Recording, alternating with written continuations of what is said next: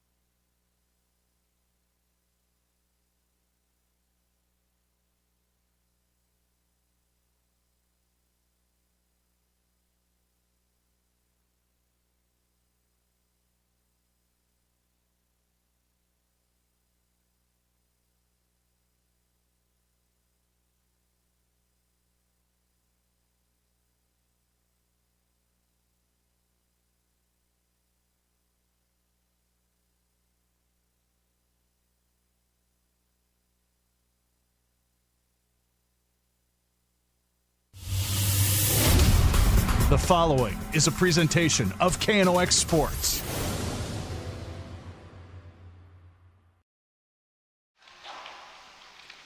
Well, good evening, ladies and gentlemen. We welcome you tonight to Eagles Arena here in Grand Forks in our coverage of high school hockey on the Rivards Turf and Forage Grand Trailer Sales Sports Network and KNOX Live Sports. Tonight, we're at Eagles for senior night for Grand Forks Red River. The Rough Riders will have their seniors acknowledged this evening as they play the Fargo South Bruins, one of the final contests of the Eastern Dakota Conference season before it's time to roll in to Eastern Dakota Conference tournament time. Hard to believe that this coming weekend we're ready for play-in games in the EDC, and a week from tonight, both Central and Red River will be at home in the Eastern Dakota Conference tournament to make their way into the first round, the quarterfinals of that tournament, the journey to try to qualify for the state tournament. We bring it to you tonight on the Rivards Turf and Forage Grand Trailer Sales Sports Network. Ryan Cunningham along with Ryan Kuntz here this evening. You know, Ryan, we got our season started right here in this building when Red River went up against East Grand Forks, and that was the Friday after Thanksgiving.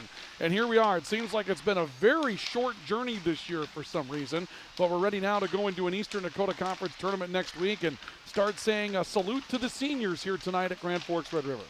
Yeah, we'll talk about those seniors maybe as they come out and they do that presentation. But you're right. Like, it seems like a month ago we were here doing that East Side game.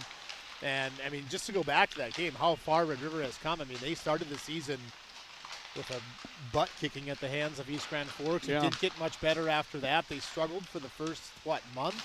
Probably. 6 weeks? Yeah. And we weren't even sure what we were going to get on this Red River team, but they found a way. They've battled back, and tonight they've put themselves in a position with a win tonight. They get the number 2 seed in the East region going into the tournament next week, like you said.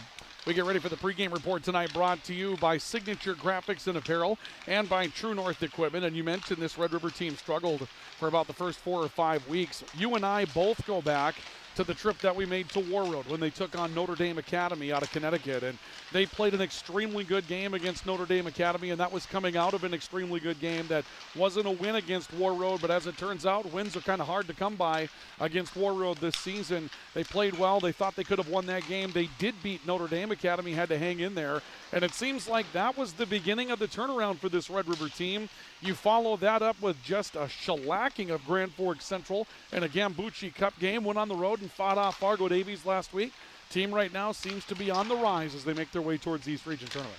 Yeah, and sometimes that's kind of what you need is those, when you're struggling, is those road trips. And that's what it was for Red River. It was a 2-day trip. They went up to World. They stayed overnight. You know, you ride the bus. You stay in a hotel. Maybe the guys had a little bit of, come together moment where they're like, hey, we got to figure this out. So you're right. That was sort of the turnaround for them. And 2 well-played games. Like you said, the one against World was great. The comeback win late against Notre Dame is kind of just what the doctor ordered for that team that, like we said, was just really struggling in a lot of different areas. Offensively, some games. Defensively, most nights.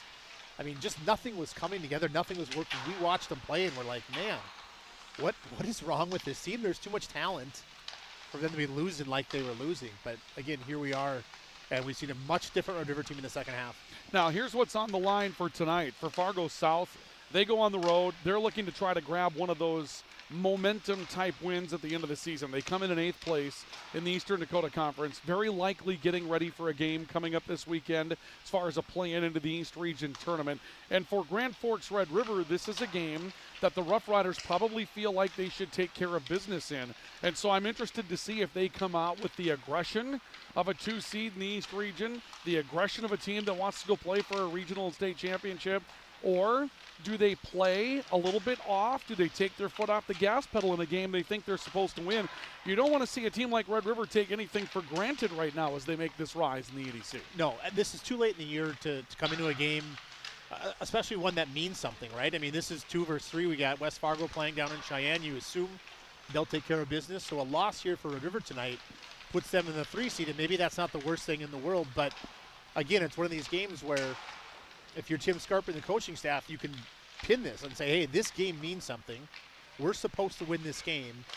Go out, dominate, and get ready for tournament play tonight. And for Fargo South-Shanley, they come in with some names that we've talked about for a while. Aaron Meyer, Ryan Olzanowski, Ethan Dahl, Max Hofer. These are people that we've said before in games, and they know how to play in big games. They just haven't quite had enough depth to really go out there and compete at the top levels of the Eastern Dakota Conference. But right now they come into this one looking for something that can say, we're going to be a tough out in the East region. You're going to have to play 3 full periods to get us. They're looking for some of that momentum right now. Well, we were down in Fargo for the Red River Davies game and at Shields Arena, and then right next door, obviously, we had South and Devils Lake. And I think both you and I were kind of curious how that game would go. Obviously not watching it, but clicked on the scoreboard at one point, and all of a sudden it was 3-0 Fargo South. And Devils Lake is a team that's pushed Red River to the brink, pushed Central to the brink once, beat Central once. So not a free game by any stretch of the imagination, and South seemed to handle them just fine. So it's a team that, if things go right, can certainly put up a fight against good teams like Red River. But like you said, for them it's a matter of everybody clicking, their top guys going, their bottom guys chipping in, doing what they can, all of those things. Needs to happen for Fargo South to come together tonight. And for Grand Forks Red River, they're acknowledging their seniors this evening. And that sets the table for you here tonight at Eagles Arena as we bring this to you courtesy of our premier sports partners. They include Grand Trailer Sales, your home for all things trailer in East Grand Forks on Highway 2 East in East Grand Forks. And the Green Wave are active tonight. For those of you that are looking for that matchup, you can find it on KNOX Video Channel 2 this evening as the Green Wave will go up against Thief River Falls in what should be a great matchup inside Section 8 hockey over at East Side tonight. And they've got Roseau coming up on Thursday. A couple of big games this week for all things trailer, whether it's a new trailer or to get your current trailer service. They've got the parts, the service, the technicians, and every model of trailer you're looking for at Grand Trailer Sales. And we bring it to you tonight courtesy of Rivard's Turf and Forage. They are a premium seed dealer in Grand Forks. You'll find them at rivards.com. Another season of Turf and Forage is coming up. Whether you're looking for something to bring in the big buck for the hunting season or you're looking to just beautify, Rivard's Turf and Forage has science on their side. They mix all their seed varieties right here in Grand Forks at their own mixing plant, and they can vary their seed varieties to change with the different growing conditions of the year. It's not like buying from the big box stores, one and done. You've got continual science with Rivard. Stop and see them at rivards.com. Coming up, we'll run through Drive for the Title and show you what the standings are coming into tonight's matchup. We'll also take a look at the players to watch in this matchup with our game fuel and our starting lineups right after the keys to the matchup. And we'll get ready to drop the puck tonight after a senior night presentation for Grand Forks Red River this evening. It's the Rough Riders and the Fargo South-Shanley Bruins tonight from Eagles Arena on the Rivard's Turf and Forage, Grand Trailer Sales, Sports Network, and KNOX Live Sports. When you need the right part for your pickup, head to Northwood or call Mike's Custom Truck. Amanda will drop ship any part you need: turbos, upgraded fuel pumps, Edge products, and more. Mike's Custom Truck, 587-6335. You've been waiting for a chance to do something that matters, something big without a big price tag. Welcome to Northland Community and Technical College. Here you can have a big impact on a small campus, in classrooms that mirror today's workplace, with instructors who teach from experience and know you by name. You've been waiting for a place like this. Are you ready?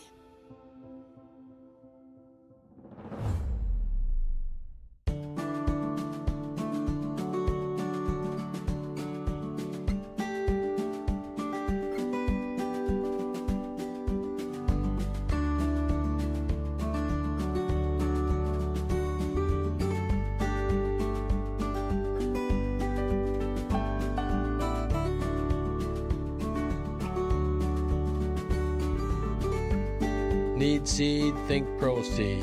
Proseed.net. Grand Trailer Sales in East Grand Forks is your go-to spot for enclosed utility, flatbed, and dump trailers in the Red River Valley. They have the biggest selection on hand of trailers with great pricing. If you're looking for parts, service, or simply to buy, trade, or rent a trailer, stop into East Grand Forks. GrandTrailersSales.com. Apex Apparel is your quick turnaround apparel and promotional item shop in Grand Forks. If you're looking for direct-to-garment printing, embroidery work, or a huge selection of promotional items, come to Apex Apparel, your locally owned, family-run, quick turnaround apparel shop in Grand Forks. Whether it's a golf course, your lawn, a pasture on your farm, cover crop, or even a food plot to help you get that big buck, Rivard's Turf and Forage of Grand Forks has developed, mixed, and packaged the premium specialized seed you need for almost every application. Plus, they also carry a full line of ice melter products for your home or business. To check out all their products, go to rivards.com.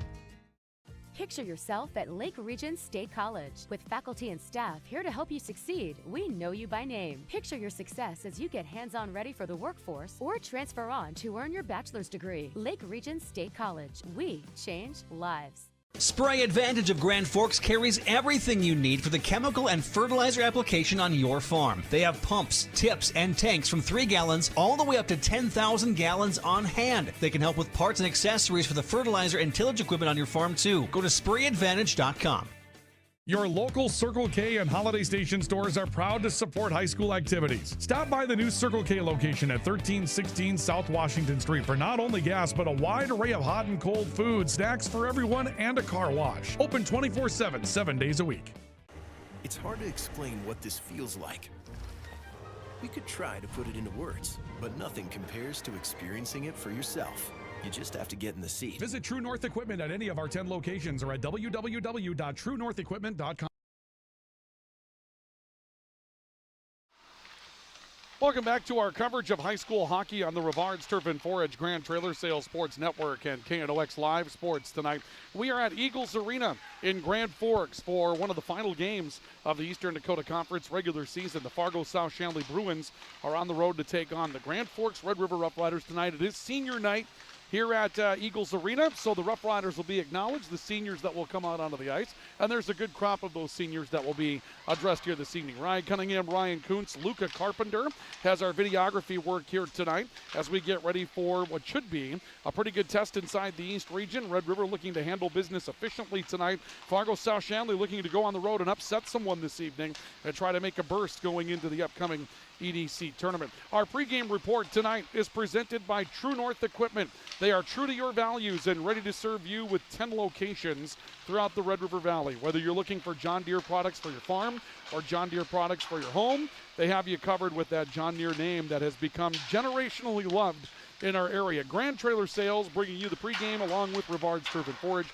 and True North Equipment, true to your values and ready to serve you. And our pregame report tonight brought to you by Signature Graphics and Apparel. It's your vision. Make it come to life at Signature Graphics and Apparel. They have vinyl signage that you're looking for if you're looking for that, for the business or other promotional needs that you're looking for, and custom etching patches that can go on any type of apparel that you're looking for. Durable, very good looking, and a lot of different designs that can be made, along with the custom embroidery and silk screening at Signature Graphics and Apparel in East Grand Forks. Let's take a look at Drive for the Title, and we'll show you what's on the line coming into tonight. Grand Forks Central, after a wobble on top of the Eastern Dakota Conference, standing a little better than a game, actually almost 2 games up on Grand Forks Red River for the #1 spot. Drive for the Title brought to you by Toys for Trucks this evening, your car, truck, and Jeep accessory supercenter in Grand Forks. And Central with 39 points in the league, coming in ahead of Grand Forks Red River's 34 points in the conference. That enters play tonight. Now the real test is Red River and West Fargo in that bunch, just a point of separation between the two for #2 and #3. West Fargo has a 2-game lead on Fargo Davies, who comes in with 27 points. And you can see there that Red River and West Fargo are a likely semifinal matchup if the seeds play the way they're supposed to. It's all a matter of who's got last change and what uniform you're going to wear, but there's something to be said about Red River gaining that #2 seed. They want to go out and conquer it, win it. They don't want to back their way into it. Even though West Fargo's got a tester tonight, Cheyenne will be the home team down at that West Fargo Sports Center as they play their crosstown rivals this evening. Yeah, you play these 4 months of the regular season all for this, right? This puts you in the best position going into the region tournament, and then from there you work your way into your state seedings. But yeah, like you said, it's all like best possible position. You talked about that semifinal match. If things come to fruition, if we see Red River and West Fargo in that semifinal match, we talked about it last week, man. West Fargo's got a kid that's got 75 points. And that's the threshold, right? He's got 41 goals. Everson, who was it, Grant Nelson? Yeah. That did that at, no, not Grant Nelson. Grant, it was Grant. I believe his name was Grant.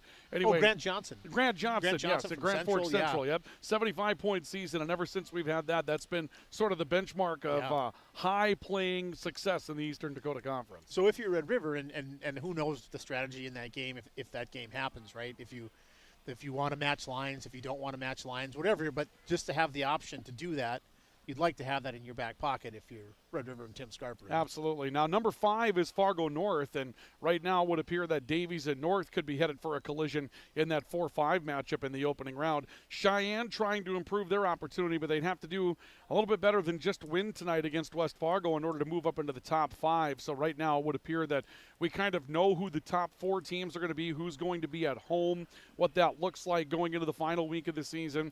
Devils Lake coming in the number 7 spot, South-Shanley 8, and you know, Red River could go a long way towards helping out Central tonight because Central was beaten by Devils Lake when they played last out at Devils Lake. Right now, Devils Lake is the 7 seed, and so if you're Red River and you beat South-Shanley, you take the hit from Devils Lake in the first round instead of Central taking the hit from Devils Lake in the first round and going up against Brody Forsberg, who can flat out steal a game, and we saw him do it against the front runners in the East region out in Devils Lake just a couple of weeks ago. Yeah, if you're Central and you're watching the standings on who your matchup will be, I mean, you'd take anybody in that bottom half other than Devils Lake. They just seem to have a hard time with them. I mean, obviously goaltending has a lot to do with it, but yeah, you're exactly right. I think they'd much rather see anybody else.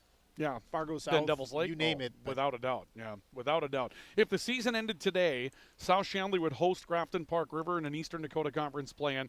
Devils Lake would host Mayport Area in an Eastern Dakota Conference play-in, and then the winners would advance as the 7 and 8 seeds. The Devils Lake Mayport Area winner would be the 7 seed. South-Shanley Grafton Park River winner would be the 8 seed, and then, of course, you'd have Central taking on that South-Shanley GPR winner. Devils Lake Mayport winner would take on Red River. West Fargo, what they get with West Fargo Cheyenne, curiously in the opening round, they play at the end of the regular season, and that could be a 3-6 matchup coming up on Tuesday night in the East region. And then Fargo Davies and Fargo North. Tonight, key games. North goes to Devils Lake. That's not an easy place to go and play.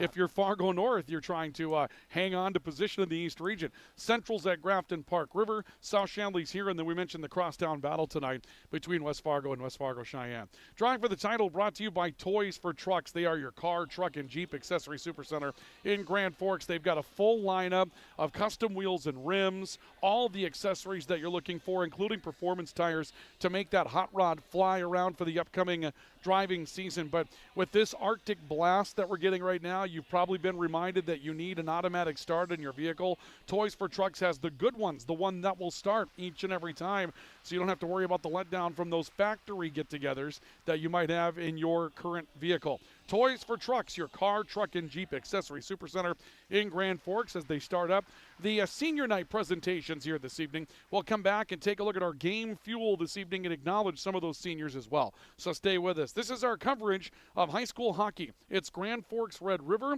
and Fargo South-Shanley on the Rivards Turf and Forage Grand Trailer Sales Sports Network and KNOX Live Sports. If you've got an electrical emergency, call RBB Electric. We are your 24/7 electrician. Your call will always be answered by an RBB employee ready to help 24/7. RBB Electric is on time every time.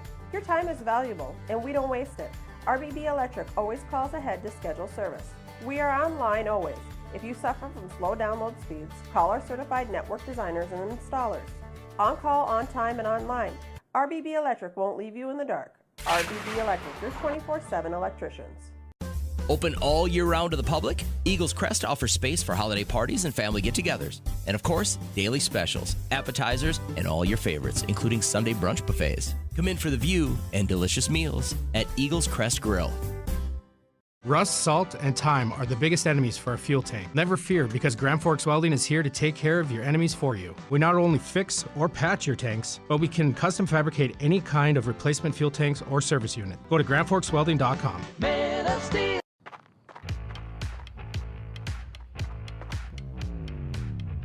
When you're in pain, you need more than just a doctor. You need a problem solver. Count on All True Orthopedics and Sports Medicine and get back to what moves you.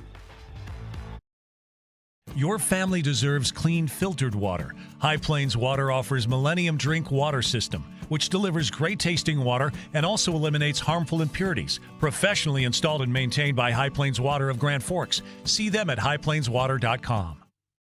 Today, the PS stands for proper service for your home, farm, or business, which is what you'll get from the team at PS Garage Doors in Grand Forks. Whether you need a door fixed or just thinking about replacing what you already have, no matter what the size, PS Doors offers the proper service for you. Get your proper service at psgaragedoors.com. tears in your car, truck, boat, or farm equipment seats to making boat covers or complete restorations of the interior of your hot rod. Finest Auto Trim in Grand Forks can make the inside of your rides look brand new again. Big or small, at Finest Auto Trim, we can cover it all. To check out our services, go to finestautotrim.com or stop out on Demers Avenue in Grand Forks to get your quote today. Big Jim's Tire is the area's #1 farm and ag tire supplier, and with harvest here, you want the best. Best tires, best service, and Big Jim's will get it done fast to get you moving again. Big Jim's Tire, Grand Forks. As guys, we all love our trucks. That's why Toys for Trucks is your headquarters for all things truck. They carry an amazing selection of rims and tires, plus floor mats, tonneau covers, hitches, plows, and even Excalibur remote car starters for any car, truck, or SUV. And the best part? They can install everything for your truck right at their location. Stop out at Toys for Trucks in Grand Forks to customize your ride, or check them out at toysfortrucks.com. Franson Bank and Trust in Grand Forks is a community bank that caters to businesses, farms, and consumers. They provide customized financial solutions with personalized customer service. Let Franson Bank give you the banking relationship you deserve. Real people, real results. Welcome back to our coverage of high school hockey tonight on the Rivards Turf and Forage Grand Trailer Sales Sports Network and KNOX Live Sports, as we do see the seniors being acknowledged tonight for Grand Forks Red River on senior night. Our pregame report brought to you this evening by True North Equipment, true to your values and ready to serve you with 10 locations throughout the Red River Valley, and Signature Graphics and Apparel. It's your vision. Make it come to life at Signature Graphics and Apparel. And man, you have to see this to really understand how heavy a senior-laden group this Grand Forks Red River team is. Ryan Wasvik, Rylan Beadall, Tyson Ulmer, Spencer Vetch, Kyle Schaefer, Ray Dushik, Reed Krogstad, Jace Mason, Max Kaiser, and also Gabe Dietrich, all being announced as players that are seniors on this team. And so you're talking about losing 6 forwards, well, rather 7 forwards, no 6 rather, and a couple of defensemen. Now, good news for the Rough Riders going forward is that they return 4 out of 6 back on their blue line if everybody comes back, and some pretty good front line talent that's still up there for Grand Forks Red River to reload with. But replacing Rylan Beadall, Ryan Wasvik, and Tyson Ulmer in the same year, Tim Scarperud's going to have his work cut out for him to try to put some players in place. But, you know, Red River kind of reaches that critical mass of just reloading, and pretty good bantam group in town. And so chances are the cupboard's not bare, but these 8 guys that are out there right now, they've contributed a lot of really, really big things for Grand Forks Red River when it comes down to hockey over the last few years. Yeah, they sure have. I mean, just looking at this group, I mean, you just look back to last year and you have Ryan Wasvik, who sort of kind of came out a little bit in the state tournament where he was a good player last year, obviously, but that was kind of his, right, that second line, him, Hoganson, and Keegan Buckley were the stars of the state tournament, and Tyson Ulmer got the big clinching goal last year to make it 4-2. That kind of sealed the deal, and Rylan Beadall's had who knows how many points in the last couple years. And, yeah, I mean, for your seniors too, Ryan, this is always kind of a bittersweet moment. I mean, seniors are getting recognized, but you also can kind of see, right, the light at the end of the tunnel for a lot of these guys. You know, some will try and go play hockey after high school, some won't, but no matter how it shakes out for everybody, your career at River is coming to an end. Yeah, you can see that coming. That's the time of the year that you're in at this point. For some guys like, you know, I think of Ray Dushik and Reed Krogstad and how close they were to a state championship in high school football this year for Grand Forks Red River. It didn't pan out for them, and so now they look at this with even more motivation. If I'm going to get my state championship for Red River this year, it's going to be on the hockey side of things, and so that probably amps up the value. Not that they would have taken it for granted because they're not those kinds of players, but they really kind of hold on and squeeze these moments that they're going to have for the remaining few games. Yeah, and you would hope, I mean, for all teams, you know, as your seniors sort of get into the EDC tournament and then hopefully the state tournament, that everyone's, again, starts to recognize that, the end is near for your high school career, and that's extra motivation to kind of push you through, empower you through, and get you to another level as these last 6-7 games kind of wind down. Yeah, there's just a few left after this week, and you get ready for the EDC tournament. You're hoping for 3 more at the state tournament coming up after that, but the season's certainly coming to a quick conclusion.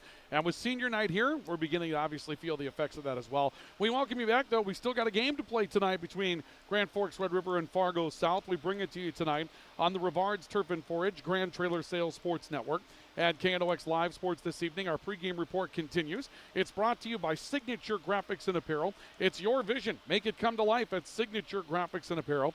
And brought to you tonight by True North Equipment. True to your values and ready to serve you with 10 locations throughout the Red River Valley. Let's take a look at our game fuel that we have this evening. Our game fuel brought to you by Circle K. Now with 4 locations to serve you in Grand Forks. Their latest new location on South Washington and Midtown.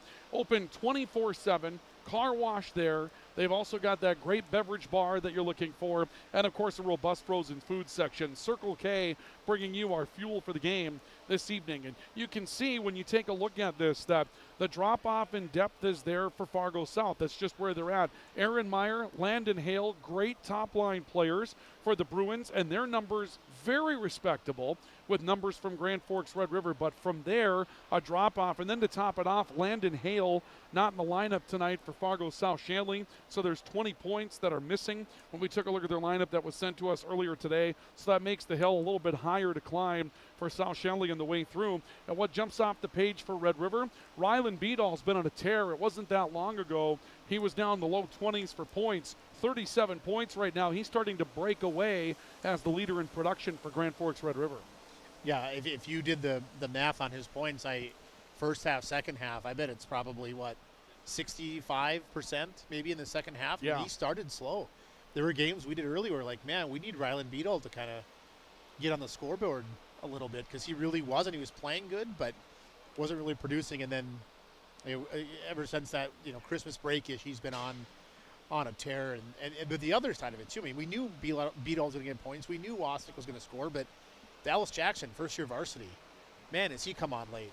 And when we see what those two last men that we're talking about on our list there, Dallas Jackson and Griffin Hoganson have done, they've been in positions to where they could easily be 40-point players right now. Oh, easy. They've had some stymies against pretty good goaltending, but they've made plays. They've been in open space. They have done everything they have needed to do to be high scorers. And really excited to see, not that we want the season to come to an end, but when Dallas Jackson and Griffin Hoganson come back as senior players, assuming they do come back, boy, they're going to be top-end players in the Eastern Dakota Conference next year.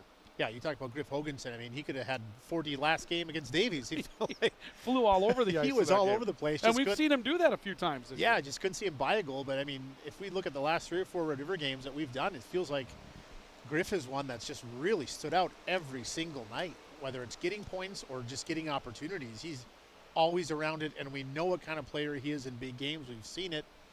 And as we wind down here, look for him to kind of be one of those guys Red River turns to in tournament time.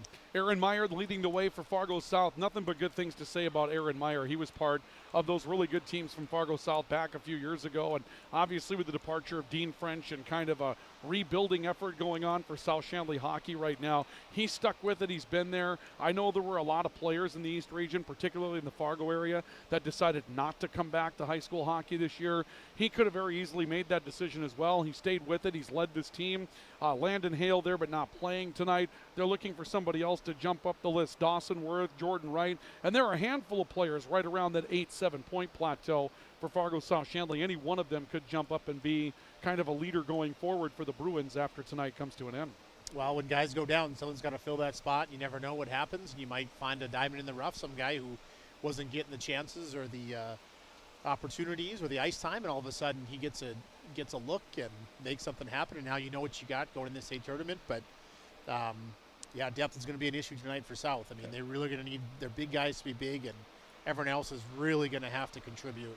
Those are our game fuel, our pieces to the game. Our game fuel brought to you tonight by Circle K in Grand Forks as our pregame report continues. Here at Eagles Arena, it's the Bruins and the Rough Riders coming up as we continue our pregame report brought to you tonight by Signature Graphics and Apparel. It's your vision. Make it come to life at Signature Graphics and Apparel. And True North Equipment, true to your values and ready to serve you with 10 locations in the Red River Valley. When we come back, we'll take a look at our keys to the game. Those will be brought to you tonight by Jarrell Sports Center, and we're getting ready for starting lineups with the bench buddies coming out here tonight, and we'll drop the puck and get ready for EDC hockey between the Rough Riders and the Bruins on the Rivards Turf and Forage Grand Trailer Sales Sports Network and KNOX Live Sports. From tears in your car, truck, boat, or farm equipment seats to making boat covers or complete restorations of the interior of your hot rod, Finest Auto Trim in Grand Forks can make the inside of your rides look brand new again. Big or small, at Finest Auto Trim, we can cover it all. To check out our services, go to finestautotrim.com or stop out on Demers Avenue in Grand Forks to get your quote today.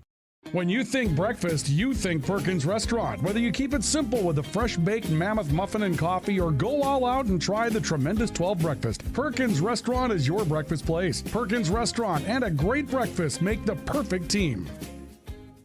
Since 1972, Jarrell's Sports Center and Hockey World has provided year-round sporting goods, apparel, and of course, hockey equipment and training tools. You'll also find they have a state-of-the-art skate sharpening machine to give you the edge you need for anything sports. Stop into Jarrell's and Hockey World. Residents of the Midwest are known for being self-starters and getting the job done. But when it comes to electrical work, it's best to call a professional. Hi, this is Steve from Bergstrom Electric. It's true that there's a certain glory to accomplishing a task on your own, but it's our experience that not only will save you time, but also the headaches that go along with home improvement projects. A simple phone call to Bergstrom Electric can make all the difference. At Bergstrom Electric, the light does shine brighter.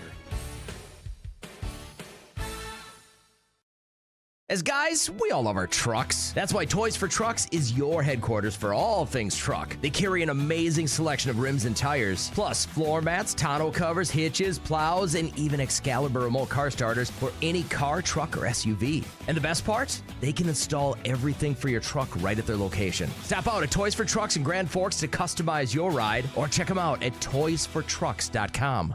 Today, the PS stands for proper service for your home, farm, or business, which is what you'll get from the team at PS Garage Doors in Grand Forks. Whether you need a door fixed or just thinking about replacing what you already have, no matter what the size, PS Doors offers the proper service for you. Get your proper service at psgaragedoors.com. Add a pop of color and excitement to your next celebration with Balloons by Misty. Their one-of-a-kind balloon design skills and creativity will make your event unforgettable. It's always a party at Balloons by Misty. Visit balloonsbymisty.com today. Franson Bank and Trust in Grand Forks is a community bank that caters to businesses, farms, and consumers. They provide customized financial solutions with personalized customer service. Let Franson Bank give you the banking relationship you deserve. Real people, real results. Signature Graphics in East Grand Forks is your one-stop shop for all your branding and design needs. From embroidery, vinyl wrapping, laser print, and more, fully customized from start to finish, all in-house. Signature Graphics. We craft your vision. You watch it come to life. Welcome back to our coverage of high school hockey on the Rivards Turf and Forage Grand Trailer Sales Sports Network, KNOX Live Sports. Our pregame report continues this evening. Brought to you by True North Equipment. True to your values, ready to serve you. And Signature Graphics and Apparel. It's your vision. Make it come to life at Signature Graphics and Apparel. It's time for our keys for the game this evening. They're brought to you by Jarrell's Sports Center and Hockey World. Stop in and see what's new for the season at Jarrell's Sports Center and Hockey World. Every pad, every piece of equipment, they've got everything for every position when it comes down to the game of hockey, and precision skate sharpening that will give you the edge that you're looking for all season long. Reminded me when I was out on my skates this past Sunday, and yes, I was out on them again, Ryan. I'm learning more and more all the time. I've got a 9-year-old that skates absolute circles around me, but I'm trying to keep up. I haven't had my skate sharpened in about a year. I probably should go in and do that, huh? Is that normally like once a year? That's when you get your skate sharpened. I skate on mine every Wednesday, but I'm at the point now where I get mine done once a year, if not just once maybe a year? Twice. Just twice a year? And when they're sharp, fresh, it's terrible. I can't skate. Okay. Listen, you don't need to skate wear them this. down a little bit. Okay, I got you. I'm rubbing them on the plastic and the wood, trying to take the edge off a little bit. Jarrell Sports Center and Hockey World, they were the first of their kind to have that precision hands-free skate sharpening, and they can do that for you at Jarrell Sports Center and Hockey World. For Grand Forks Red River, have that big, quick start at home and show us that you're ready to go into the tournament. And then also something that we haven't talked enough about, the continual development of Ryland Corinta. I think as this team has risen, the development of Ryland Corinta has gone right along with it. We've always seemed to mention that in games that Red River has won lately, Ryland Corinta has made some saves that have kept the score manageable for Red River even if they have the lead. He's made some things happen and has really improved in the second half of the year. We've seen some big games from him. That Davies game we did last week was one. He made, 30-some saves? Yeah. 32, whatever it was. and he was solid. He was confident. If Red River's going to do anything moving forward into the East region, in the state, like, he's going to have to be good. Absolutely. And for Fargo South, you got to play defense first tonight against the Grand Forks Red River. They're going to come at you. You're obviously going to have a little bit of a shorthanded depth situation going on, so you've got to defend first and foremost, keep this thing low scoring, stretch the game when you're able. And then if you're the Bruins, you know, Red River has this tendency once in a while to just kind of go flat for a little bit, and you have to recognize when that's there, and that's your time to get a little bit more aggressive and see if you can make something happen. Yeah, I like that. Both of those kind of go together, right? It's sit back, play tight D all over the ice, and then when there's breakdowns, when there's opportunities, when Red River maybe goes to bed a little bit, then you can go. But don't get too greedy early. Just kind of let this game come to you a little bit, pick your spots, and go. Those keys brought to you by Jarrell Sports Center and Hockey World. Stop in and see what's new for the season at Jarrell Sports Center and Hockey World. One final break. We come back with our starting lineups in hockey tonight from from Eagles Arena. Perper also has internet issues tonight. Again, for those of you that were looking for this radio coverage, unable to connect with the home base as far as radio is concerned due to continual internet issues that we seem to be running into at Perper and Eagles. Not sure what will happen. Hopefully we're going to have those resolved for you by the time we get to next week's EDC tournament. And a reminder to you, KNOX Live Sports is your official home for Eastern Dakota Conference Tournament web streaming coming up next week. We are the home and the exclusive video provider for Eastern Dakota Conference hockey coming up next week, so join us again then. Final break. We're back to put the puck down on this one next on the Rivards Turf and Forage, Grand Trailer Sales Sports Network, and KNOX Live Sports.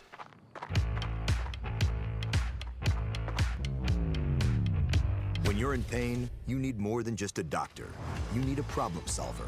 Count on All True Orthopedics and Sports Medicine and get back to what moves you. Whether it's a golf course, your lawn, a pasture on your farm, cover crop, or even a food plot to help you get that big buck, Rivards Turf and Forage of Grand Forks has developed, mixed, and packaged the premium specialized seed you need for almost every application. Plus, they also carry a full line of ice melter products for your home or business. To check out all their products, go to rivards.com. Grand Trailer Sales in East Grand Forks is your go-to spot for enclosed utility, flatbed, and dump trailers in the Red River Valley. They have the biggest selection on hand of trailers with great pricing. If you're looking for parts, service, or simply to buy, trade, or rent a trailer, stop into East Grand Forks. GrandTrailersales.com. Spray Advantage of Grand Forks carries everything you need for the chemical and fertilizer application on your farm. They have pumps, tips, and tanks from 3 gallons all the way up to 10,000 gallons on hand. They can help with parts and accessories for the fertilizer and tillage equipment on your farm too. Go to sprayadvantage.com.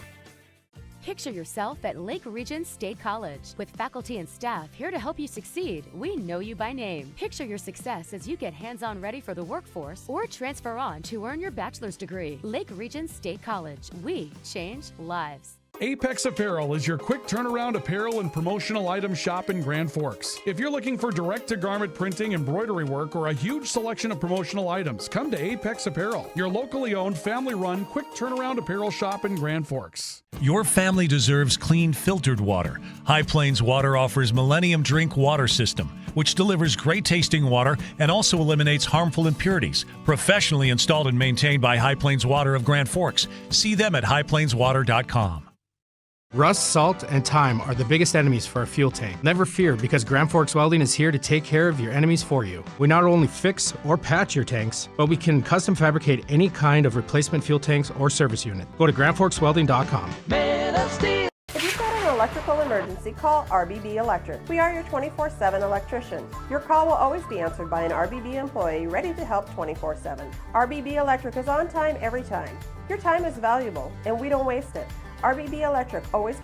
It's hard to explain what this feels like. We could try to put it into words, but nothing compares to experiencing it for yourself. You just have to get in the seat. Visit True North Equipment at any of our 10 locations or at www.truenorthequipment.com. Big Jim's Tire is the area's #1 farm and ag tire supplier, and with harvest here, you want the best. Best tires, best service, and Big Jim's will get it done fast to get you moving again. Big Jim's Tire, Grand Forks. Welcome back to our coverage of high school hockey on the Rivards Turf and Forage, Grand Trailer Sales Sports Network, KNOX Live Sports tonight.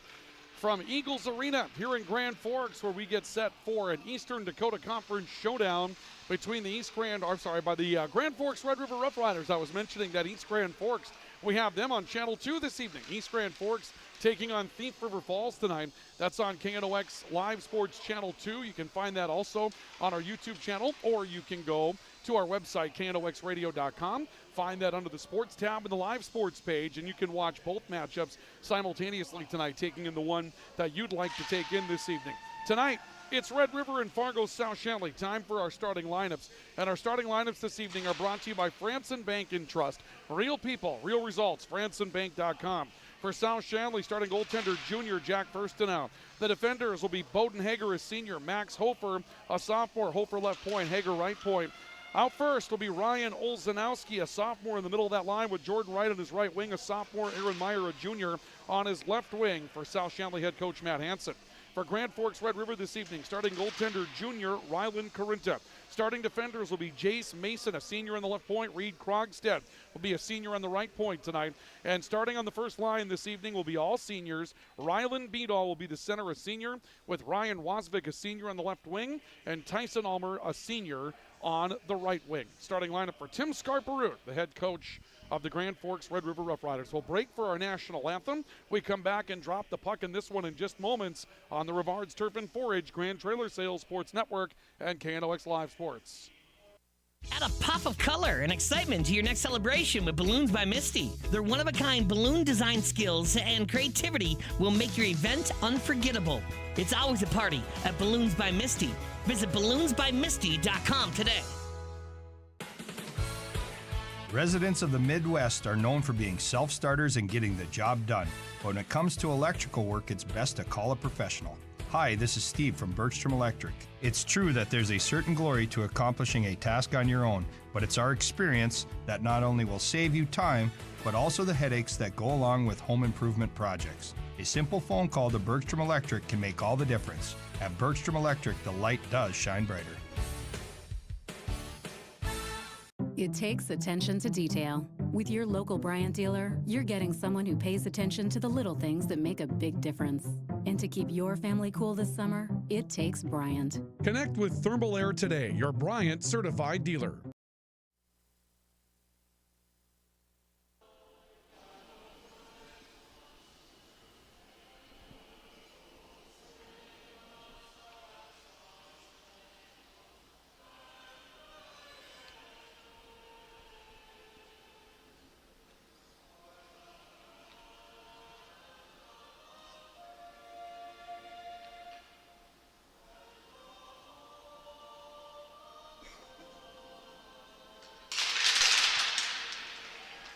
National anthem performed tonight by the Velvetones below. Welcome back to our coverage of high school hockey on the Rivards Turf and Forage, Grand Trailer Sales Sports Network, KNOX Live Sports. So here we go.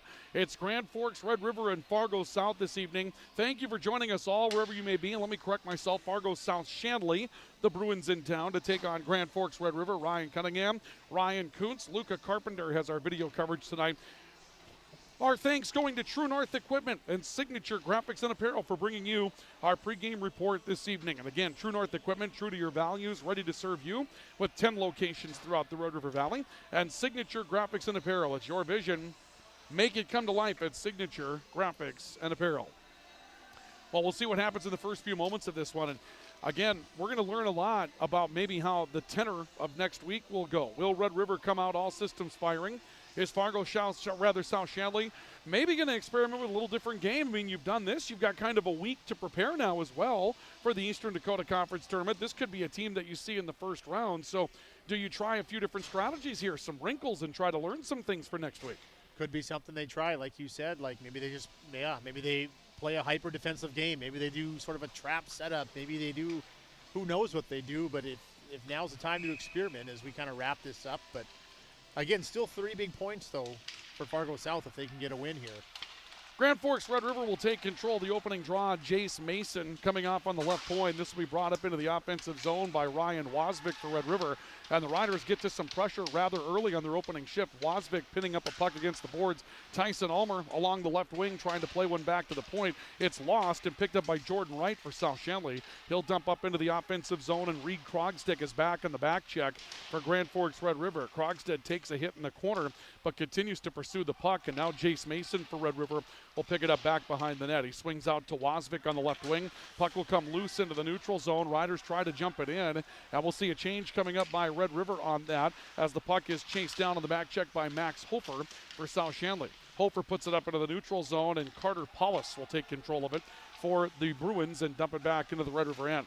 Riders back to get to it. Cam Irian coming out, taking control, looks up into the offensive end. Caden Ulmer trying to jump through defenders, looking back behind the net for Dallas Jackson. Jackson threw a body into Adrian Philippi of South-Shanley, put him up against the end wall, and this will be backhanded back towards the corner. Now it's Philippi doing the same to Dallas Jackson. Puck will come back towards the near edge. Puck goes loose. Caden Ulmer trying to hold the offensive end, finding Irian. Coming back towards the left side. Griffin Hoganson with a stick handle into the corner for Dallas Jackson. Riders pretty good pressure in the early going. Irian off to the right. Brecken Holtberg, soft wrister, deflected by Ulmer, but wide. And the loose puck comes back to the near wall where Paulus will dump it back into the zone. And we'll see a draw coming up in the Fargo South-Shanley end after an icing call, 1 minute and 33 seconds into the period. Lots of pressure for Grand Forks Red River to get started tonight. Yeah, I like the start. I mean, obviously they went with the senior line to start the game, so obviously they were a little bit motivated. And then a great follow-up by, it was Caden Ulmer, Dallas Jackson, the junior line, and Griff Hoganson. So a minute and a half in, it's been all Red River. Had a very good shift in those juniors. That second line coming out. Big hit as Reed Krogstad just puts a shoulder down, and Brady Donabauer dumps him up against the far wall. Donabauer, to his credit, back up on his skates, trying to come through the neutral zone. Dushik a touch for Red River. Goes loose to the neutral zone. Won by Krogstad back on the Red River line. Krogstad back near edge looking for Cullen Rost. Back off to the right for Dushik, who will jump up into the offensive end ahead of a hit from Max Hofer. Comes out for another shift for South-Shanley. And the Bruins were ready for a play off the end wall for Red River. Defending that, bring it out. Bowden Hager on a pass right back towards the hash marks, and Hager breaks one up. South-Shanley trying to change. The Riders will stretch it out with some momentum. Spetrovich coming up into the offensive end. He got loose left circle, short-sided shot that ends up wide of the net. And unable to hold the far edge was Caden Svoboda for Red River, and this will flow back into the Red River end for a retrieval. 14.5 to play in the opening period. Mason trying to come up the ice, picked off by Aaron Meyer. Meyer a launch from the left wing, and that will be gloved up beyond the net by Rylan Carinta. We'll see a draw coming up in the Red River zone with 2 minutes and 35 seconds of the opening period gone by. Some good pressure, like we said. It continued with that third line for River. However, even after all that puck possession and zone time, still no shots on net. I thought that one Holtberg might have hit Olszanowski, but they're not putting a shot up on the wall, so it must have been going wide. No shots in the first 2.5 minutes. Good opportunity for South-Shanley. Getting free, coming across the slot was Olszanowski. Got on his forehand side, but had one deflected up and over the net on a pass that opened up Olszanowski. If he picks that up cleaner, he's got a great opportunity right between the hash marks. Olszanowski up ice, and now Wasvik gets free. Wasvik with a backhander, and spreading out was Jack Furstenau to keep that from going into the net as the Riders had an opportunity from point-blank range. Rylan Beadall back in the neutral zone, backing up beyond the center line, looking off towards the right, leaves it off the right side for Caden Ulmer, and that one's knocked away. Good pressure coming up ice from Carter Paulus, who's had a couple of good shifts tonight so far for South-Shanley. Back to Beadall and up to Wasvik for Red River. He gains the offensive edge. Wasvik tried to outrun a defender along the left wall, but got pinned up against the boards, and Paulus is back on the back check again for Fargo South-Shanley. This will loose in the neutral zone. Dawson Worth charging off the left wall. Turn, trying to go rink wide across the hash. Griffin Hoganson was there to cut it off, getting back on a good back check for Red River. And the Riders coming up with Tyson Ulmer and now Hoganson. He's got Jackson on his left. Hoganson flutters a shot that goes wide of the net. Loose puck off the end wall to Max Hofer for South-Shanley. They'll transition 3-on-3. And back up ice is Dawson Worth in the left wing. Got it out to the hash marks at a one-timer. Just missed by Hofer, who pinched up strong and got himself an offensive opportunity. Riders back in transition. It's Ulmer looking off towards the right side, dumping down into the corner. Long race to get to it for Philippi. Pinned up against the wall. Ulmer feeds it out in front. Hoganson was there but couldn't retrieve it. It goes loose out to the line. Krogstad will dump it into the corner for Griffin Hoganson. Hoganson met by Philippi behind the net. He'll take a hit from Worth from behind. 2-on-2 behind the net. Puck loose to the far right circle. Cullen Ross drives one up to the top of the glass behind the net. And the loose puck retrieved off the near wall by Foster Lord for Fargo South-Shanley. He'll dump up into the Red River end. Ross back to get it. 12:23 to play opening period. Scoreless in this first. One shot for Fargo South-Shanley. Riders still looking for their first official shot on goal. Puck goes into the corner. And a turn by Dallas Jackson to play it up the wall. And this will end up out of play. We'll see a draw coming up on the Red River line. Yeah, the one shot for Fargo South, though. Ryland Corinta tested early. He had to go down, he had to go post to post. He was down on his back, got his pad out, made a huge save. And then Red River turns that save. They get a chance. Ryan Wasvik, a little bit of a breakaway there. I think he had Olszanowski beat Ryan, but I think he won too many dekes. He kind of shoveled it back, and Olszanowski might even not have got to the net according to the scoreboard. I thought he got it to the net. I was looking for a shot on goal there, too. Olszanowski, but yeah, nothing on the board. Perhaps beyond the scoring area. Puck will come over towards the near wall for Red River. Riders getting Stetson Brown over on the left wing. Brown will dump one up through the neutral zone. This will float left side. Long race to get to it. Brown takes a hit from Philippi. It goes loose, and Gruenberg able to get a hold of the puck and charges towards the side of the net. This goes loose into the corner for Brown. Comes back towards the wing for Vetch, and then through Jace Mason's wickets. And now a loose puck picked up by Jordan right on a breakaway. Corinta, big kick save. A rebound was there for Meyer. He was defended well, and Gruenberg charges the loose puck back to the neutral zone. Another test of Ryland Corinta in the early going is South-Shanley opening up a little offense. Bowden Hager dumps it back into the neutral zone. Riders back to pick it up. Still no score. Svoboda back to the neutral zone. This will ring wide to the near side. No icing. Will play through it. Loose puck to Caden Ulmer. Now picked up out of the left corner by Ryan Wasvik. Wasvik trying to fight off continual contact from behind from Dawson Worth. Wasvik just charges his way against three Bruins. Got between the hash marks but couldn't get a clean shot away. Worth is able to fight it back out to the point, and the loose puck grabbed by Eli Emeneth for Fargo South-Shanley. Emeneth will dump it back behind the Red River net, then charges in as Mason got first contact to it for the Riders on the back check. Caden Ulmer coming away with possession, fanned on a pass. It goes loose in the high slot in Red River's end. Deflected back to Philippi, waiting on the Fargo South-Shanley line. Philippi dumps it off towards the left wall. Donabauer picks it up, short-sided chance on Corinta. Corinta will hold for the save, but South-Shanley getting away with some offense here in the early going. Yeah, I'll tell you what, Red River's done this twice now early, Ryan, and we'll watch for it, but I always tell guys on the wall especially, if you're going to lose the puck in the offensive zone, you want to lose the puck going down into the corner. Red River's done it twice where they've brought the puck out to their point, lost possession.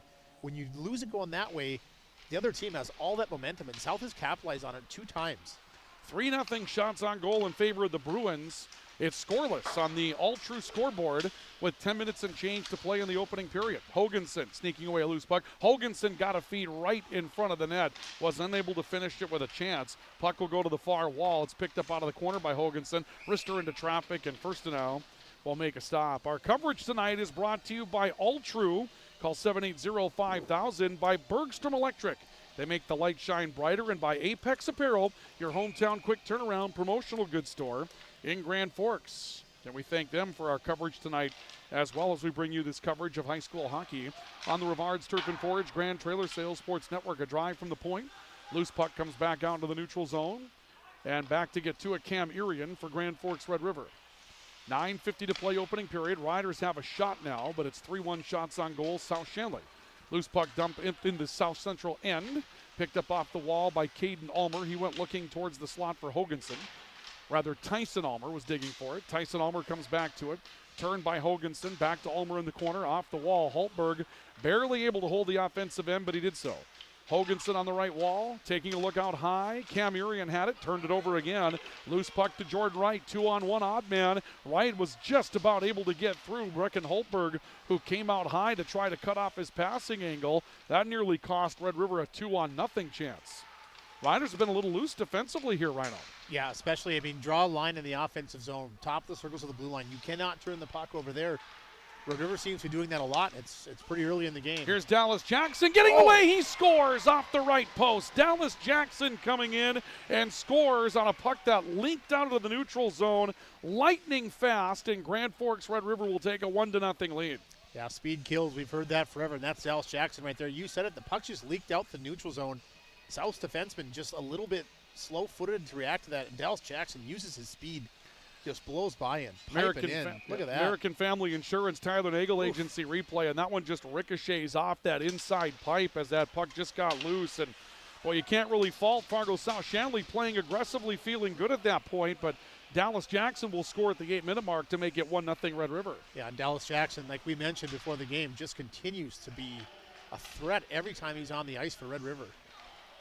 That was a great play for Dallas Jackson to get up ice behind a pair of defenders, and Red River goes up by a score of 1-0 on the all-true scoreboard. Puck loose in the corner, back in the South-Shanley zone. Spencer Vetch losing control of the puck. It goes out to the far side for Max Hofer, and here come the Bruins up ice. Eli Emineth will dump this up into the Grand Forks Red River zone, and then a sliding stop, I believe, by Hofer that was trying to come back. Actually, that might have been Olszanowski. Puck will go deep. No, it was Hofer that was coming up, and Hofer's played a lot like a forward tonight despite being listed as a defender. Puck in the left corner. Picked up there for the Bruins by Foster Lord. Lord will turn it back to the point. Ben Qualley trying to hold the offensive end, and that one flies up in the air. We'll see a draw coming up in the Red River zone with 8:04 to play in the opening frame. I give Fargo South credit. They're pushing back harder, aren't their enemy? They were playing good before that goal. They got scored on. You wonder how they react, and they come out with a really good shift. They're pushing Red River here. And you like that. I mean, that's what you want to see, is you want to see a push at this point. If you're a South-Shanley fan, what you want to see at this point is your team make a big statement at some point along the way and show that they can play that first round. You're going to be up against somebody very, very good, and you're looking for something like that to show that you can play with one of those teams and maybe score that first round upset. Puck to Adrian Philippi for Fargo South-Shanley out near edge, finding Ethan Dahl, and Dahl will twist one back into the Red River end. 7:40 to play, counting in the opening period. 1-0 in favor of Red River, and a goal by Dallas Jackson after a turnover by South-Shanley in the neutral zone, and we'll see an offside call coming up against Red River. By the way, the official scoring on the goal, it's Dallas Jackson from Tyson Ulmer. It'll be Jackson from Ulmer at 8 minutes on the opening goal of the night to make it 1-0 in favor of Grand Forks Red River.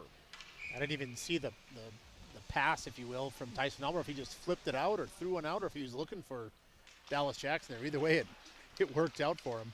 Puck back in the neutral zone for Dallas Jackson and the Rough Riders. Jackson backing away from some pressure, being pushed up the ice by Ryan Olszanowski on the pressure for South-Shanley. Pass to Jackson through the neutral zone.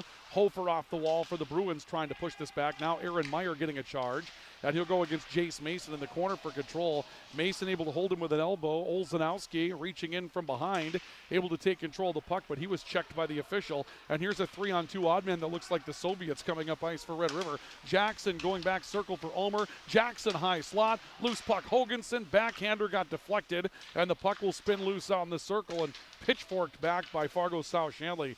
Boy, that line of 3 red helmets just looked absolutely scary coming up the ice against Grand Forks, or rather against South-Shanley. Yeah, coming up, a lot of speed to the neutral zone. That's always the key, right? You want to hit that blue line with numbers and with speed. You saw it right there from Red River, and Griff Hoganson trailing late on that play. Puck just kind of bounced right to him in the slot, but unfortunately for Red River's on his backhand, and he couldn't really get anything hard to the net. But a good chance nonetheless.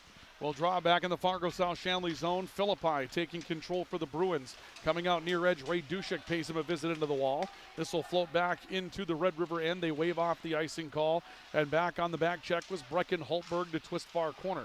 A touch by Spencer Vetch ends up off the far wall. Here's a drive for Grand Forks Red River. Stetson Brown shot from distance. Kicked away by Firstenau. Loose puck back to the far wall. This will leak through, and they'll say that Brecken Hultberg got a piece of this. So again, they wave off icing. Cam Urian is back to get it. Backhands it to Hultberg in the corner, who's chased down by Carter Paulus. Riders back up into the neutral zone. Vetch widening out towards the near wall, dumping off the left corner. This will twist back to the right as Red River makes a change. Brady Donabauer over to pick it up for the Bruins. Forces one back to the neutral zone. Loose at center for Wasvik, then knocked around on the wall. This will drip back into the Red River end. And a long rush to get to it for Cullen Rost for the Rough Riders.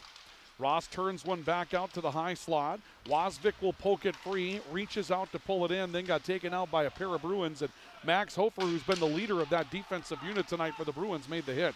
Riders trying to catch Fargo South at a change. Stretch pass coming off right side. Wasvik picks it up, drives in, got stopped by Firstenau right on the doorstep, and Aaron Meyer comes away with control of the puck for South-Shanley. Foster Lord trying to work his way up into the offensive end. We'll see a penalty coming up against Grand Forks Red River on a hit that took out Foster Lord. We'll see a call for tripping against the Riders and a power play coming up for Fargo South-Shanley. Yeah, Cullen Ross just went for a big hit, missed shoulder, got leg on leg. Sent Foster Lord flying, so 2-minute power play here for Fargo South, and a good chance to kind of get themselves back in this game score-wise. Obviously only down 1, but down 1 only takes 1 shot. It'll be Rost for tripping.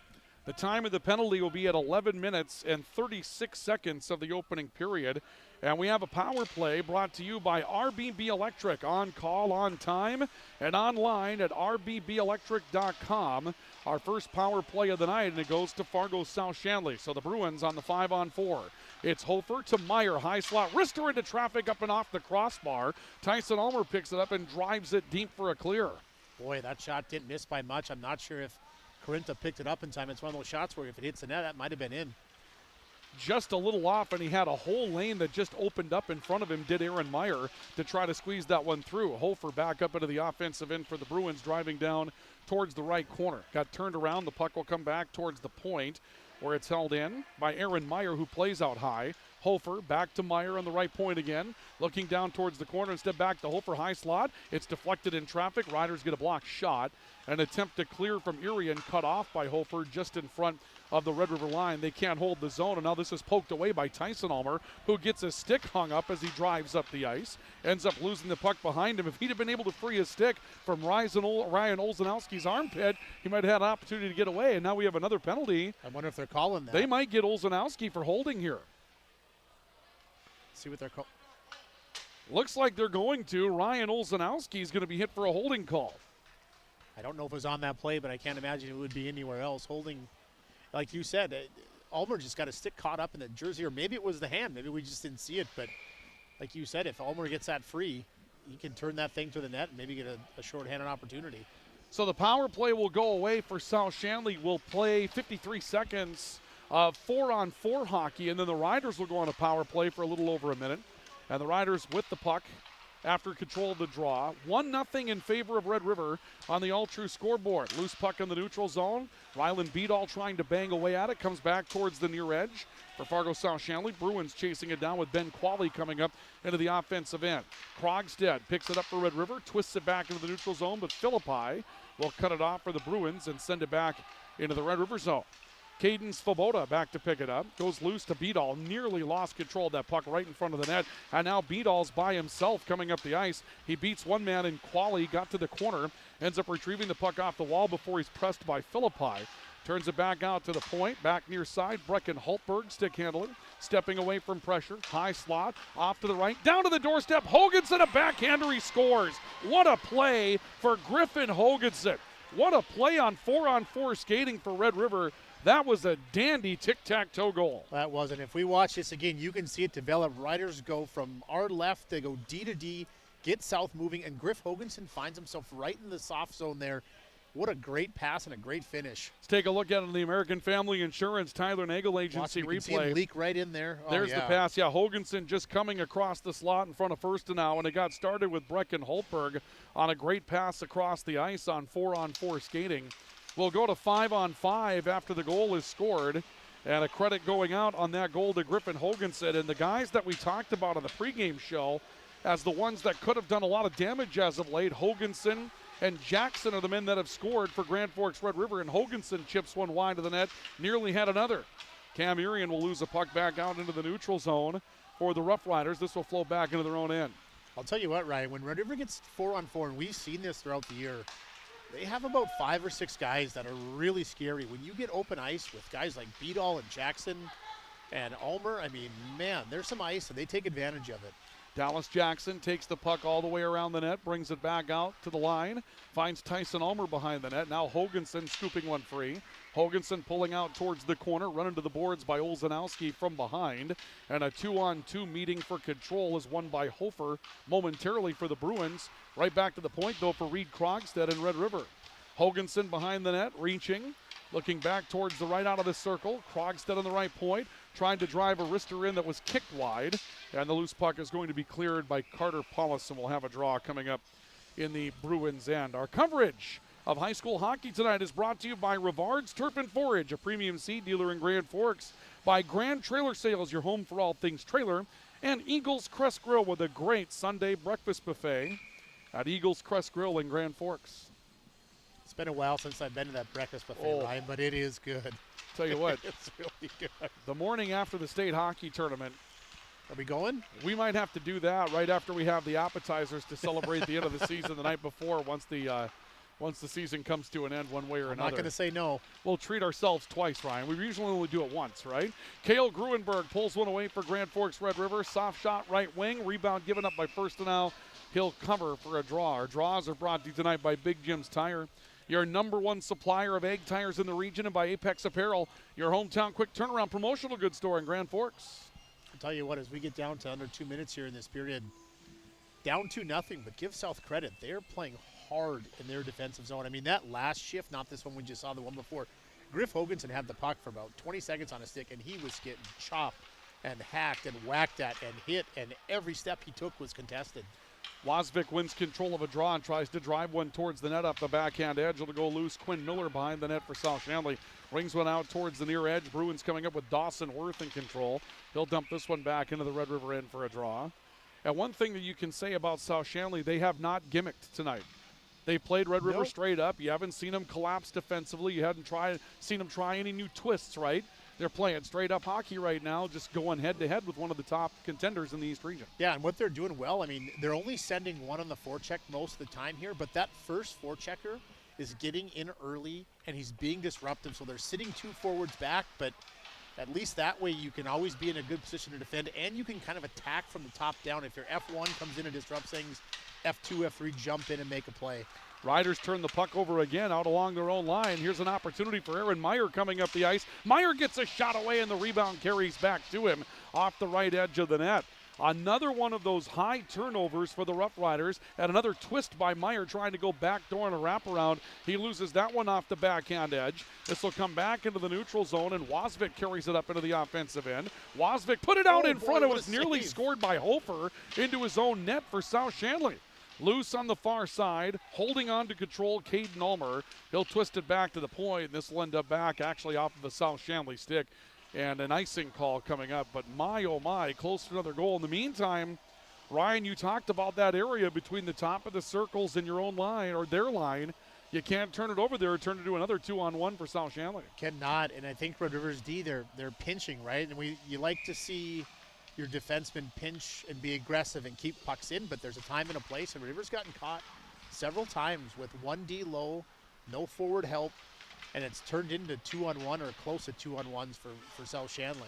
Riders take control of a puck. Dallas Jackson high slot looking, stick handling, left circle, stepping around pressure, weaving his way into the corner, put it out in front for Hoganson. It went loose. Mason's got it, fans on a wrist shot, dumps one back in between the hash marks, and it's deflected loose. Picked up by Eli Emineth for South-Shanley. And the Bruins, South-Shanley, Eli Emineth coming up into the offensive end, but losing a puck after some contact on a poke check that will bring the puck back out towards the near wall. 10 seconds left of the period. Official scoring on the goal for Red River on their second. Griffin Hoganson from Brecken Hultberg and Caden Svoboda. They're calling that a power play goal, but I think it was 4-on-4 at the time. They put it on the scoreboard as 4-on-4, but it's Hoganson from Hultberg and Svoboda. Time of the goal was at 13:37 of the opening period, and that's how the first period will come to a conclusion. And after a period of play, your score on the All True scoreboard is the Riders 2 and the Bruins nothing. Our intermission report is on the way, and our intermission report brought to you tonight by High Plains Water, your source for awesome water in Grand Forks, and by Grand Forks Welding and Machine, the Men of Steel. We'll come back and take a look at our first period highlights that we had for you, run through the scoring, and also take a look at scores going on from around the East region tonight. This is our coverage of high school hockey on the Rivards Turf and Forage, Grand Trailer Sales, Sports Network, and KNOX Live Sports. Since 1972, Jarrell's Sports Center and Hockey World has provided year-round sporting goods, apparel, and of course, hockey equipment and training tools. You'll also find they have a state-of-the-art skate sharpening machine to give you the edge you need. For anything sports, stop into Jarrell's and Hockey World. When you need the right part for your pickup, head to Northwood or call Mike's Custom Truck. Amanda will drop ship any part you need. Turbos, upgraded fuel pumps, Edge products, and more. Mike's Custom Truck, 587-6335. Your local Circle K and Holiday Station stores are proud to support high school activities. Stop by the new Circle K location at 1316 South Washington Street for not only gas, but a wide array of hot and cold food, snacks for everyone, and a car wash. Open 24/7, 7 days a week. Pro Ag in Grand Forks and Grafton carries the equipment and parts on hand to make your farming operation run smooth. They carry all major brands like Honeybee, Alloway, Amity, Artex, Hardy, Capello, Monosem, Pickett, Wilrich, and Black Ace. So whether you're trading in, buying, or just need parts, go to ProAgEquip.com to see everything Pro Ag has to offer. You've been waiting for a chance to do something that matters, something big without a big price tag. Welcome to Northland Community and Technical College. Here you can have a big impact on a small campus, in classrooms that mirror today's workplace, with instructors who teach from experience and know you by name. You've been waiting for a place like this. Are you ready?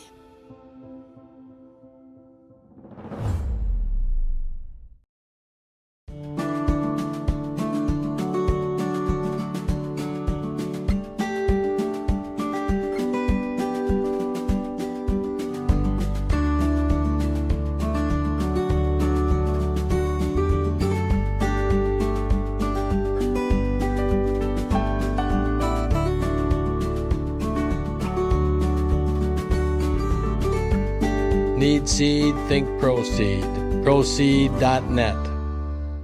Grand Trailer Sales in East Grand Forks is your go-to spot for enclosed utility, flatbed, and dump trailers in the Red River Valley. They have the biggest selection on hand of trailers with great pricing. If you're looking for parts, service, or simply to buy, trade, or rent a trailer, stop into East Grand Forks. GrandTrailersales.com.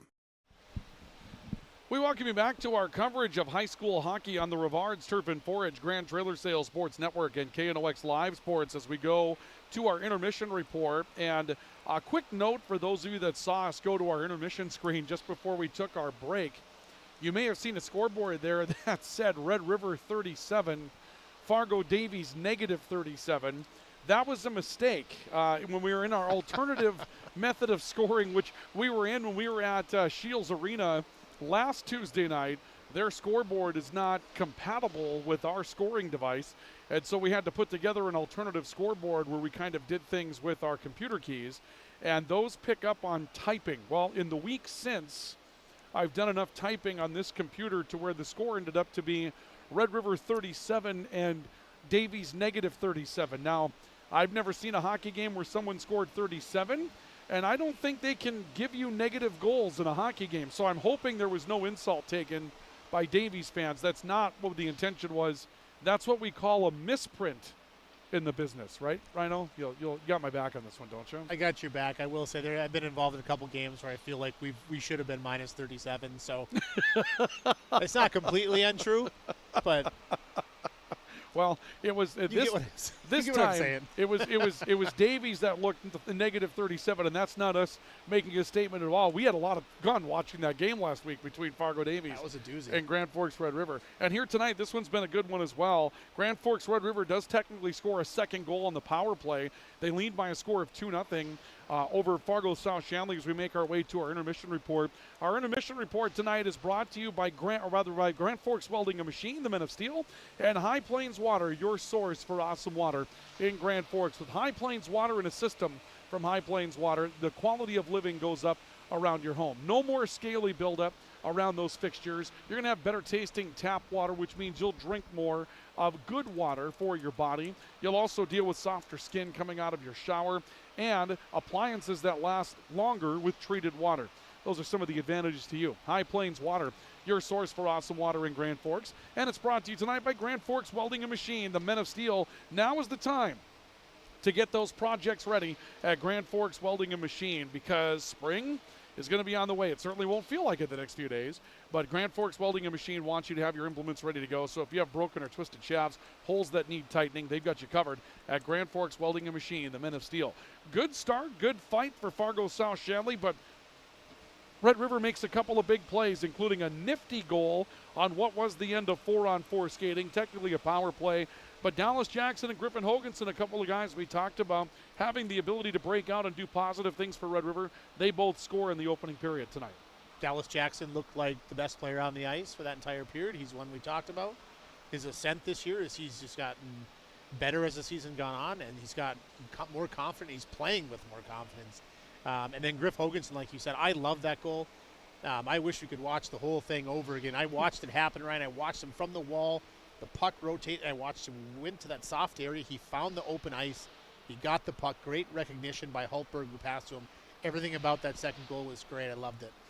2-0 your score. Let's take a look at our first period highlights, and our first period highlights are brought to you this evening by Proceed. If you need seed rather, think Proceed. Proceed.net. First goal. This is Dallas Jackson, just a turnover that linked down to the neutral zone. Nothing you can do about that if you're South-Shanley, but that's how lightning fast things can happen. And then great feed from Brecken Hultberg to Griffin Hoganson, skating laterally across the crease to come up with a big opportunity for Red River.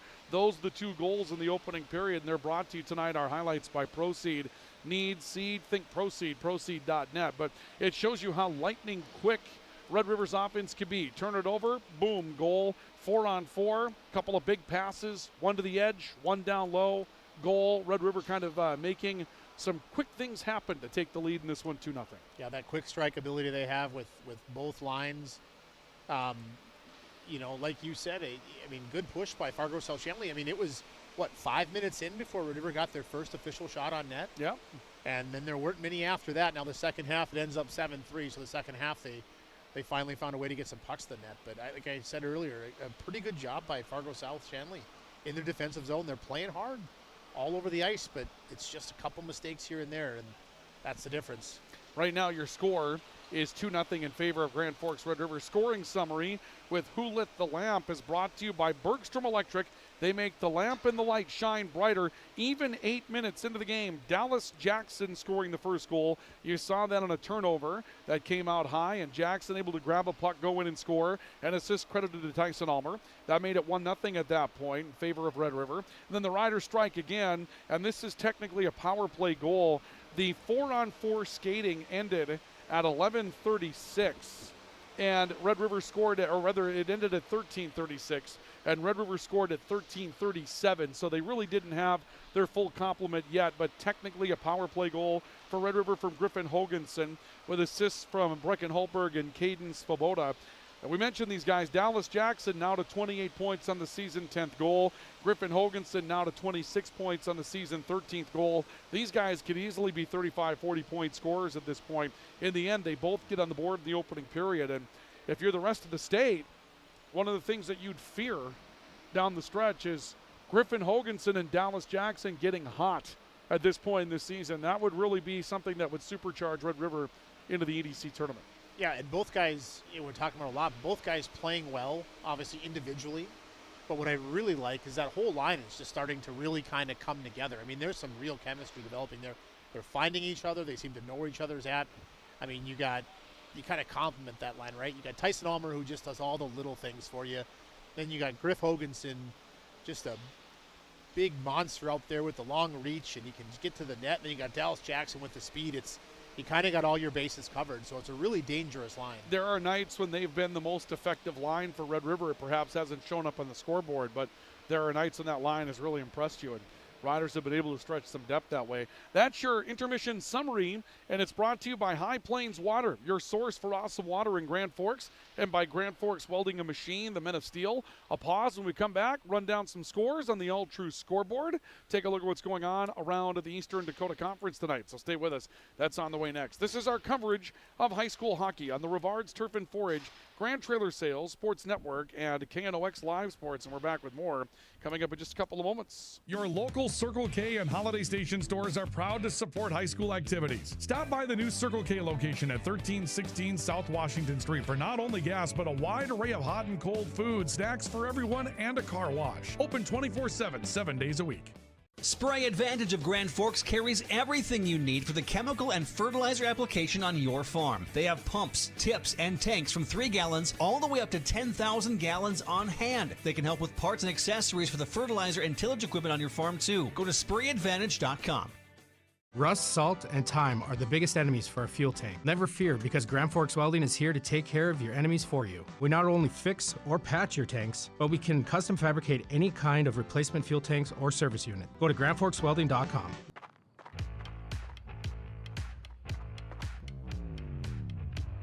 you're in pain, you need more than just a doctor. You need a problem solver. Count on All True Orthopedics and Sports Medicine and get back to what moves you. Today, the PS stands for proper service for your home, farm, or business, which is what you'll get from the team at PS Garage Doors in Grand Forks. Whether you need a door fixed or just thinking about replacing what you already have, no matter what the size, PS Doors offers the proper service for you. Get your proper service at psgaragedoors.com. Apex Apparel is your quick turnaround apparel and promotional item shop in Grand Forks. If you're looking for direct-to-garment printing, embroidery work, or a huge selection of promotional items, come to Apex Apparel, your locally owned, family-run, quick turnaround apparel shop in Grand Forks.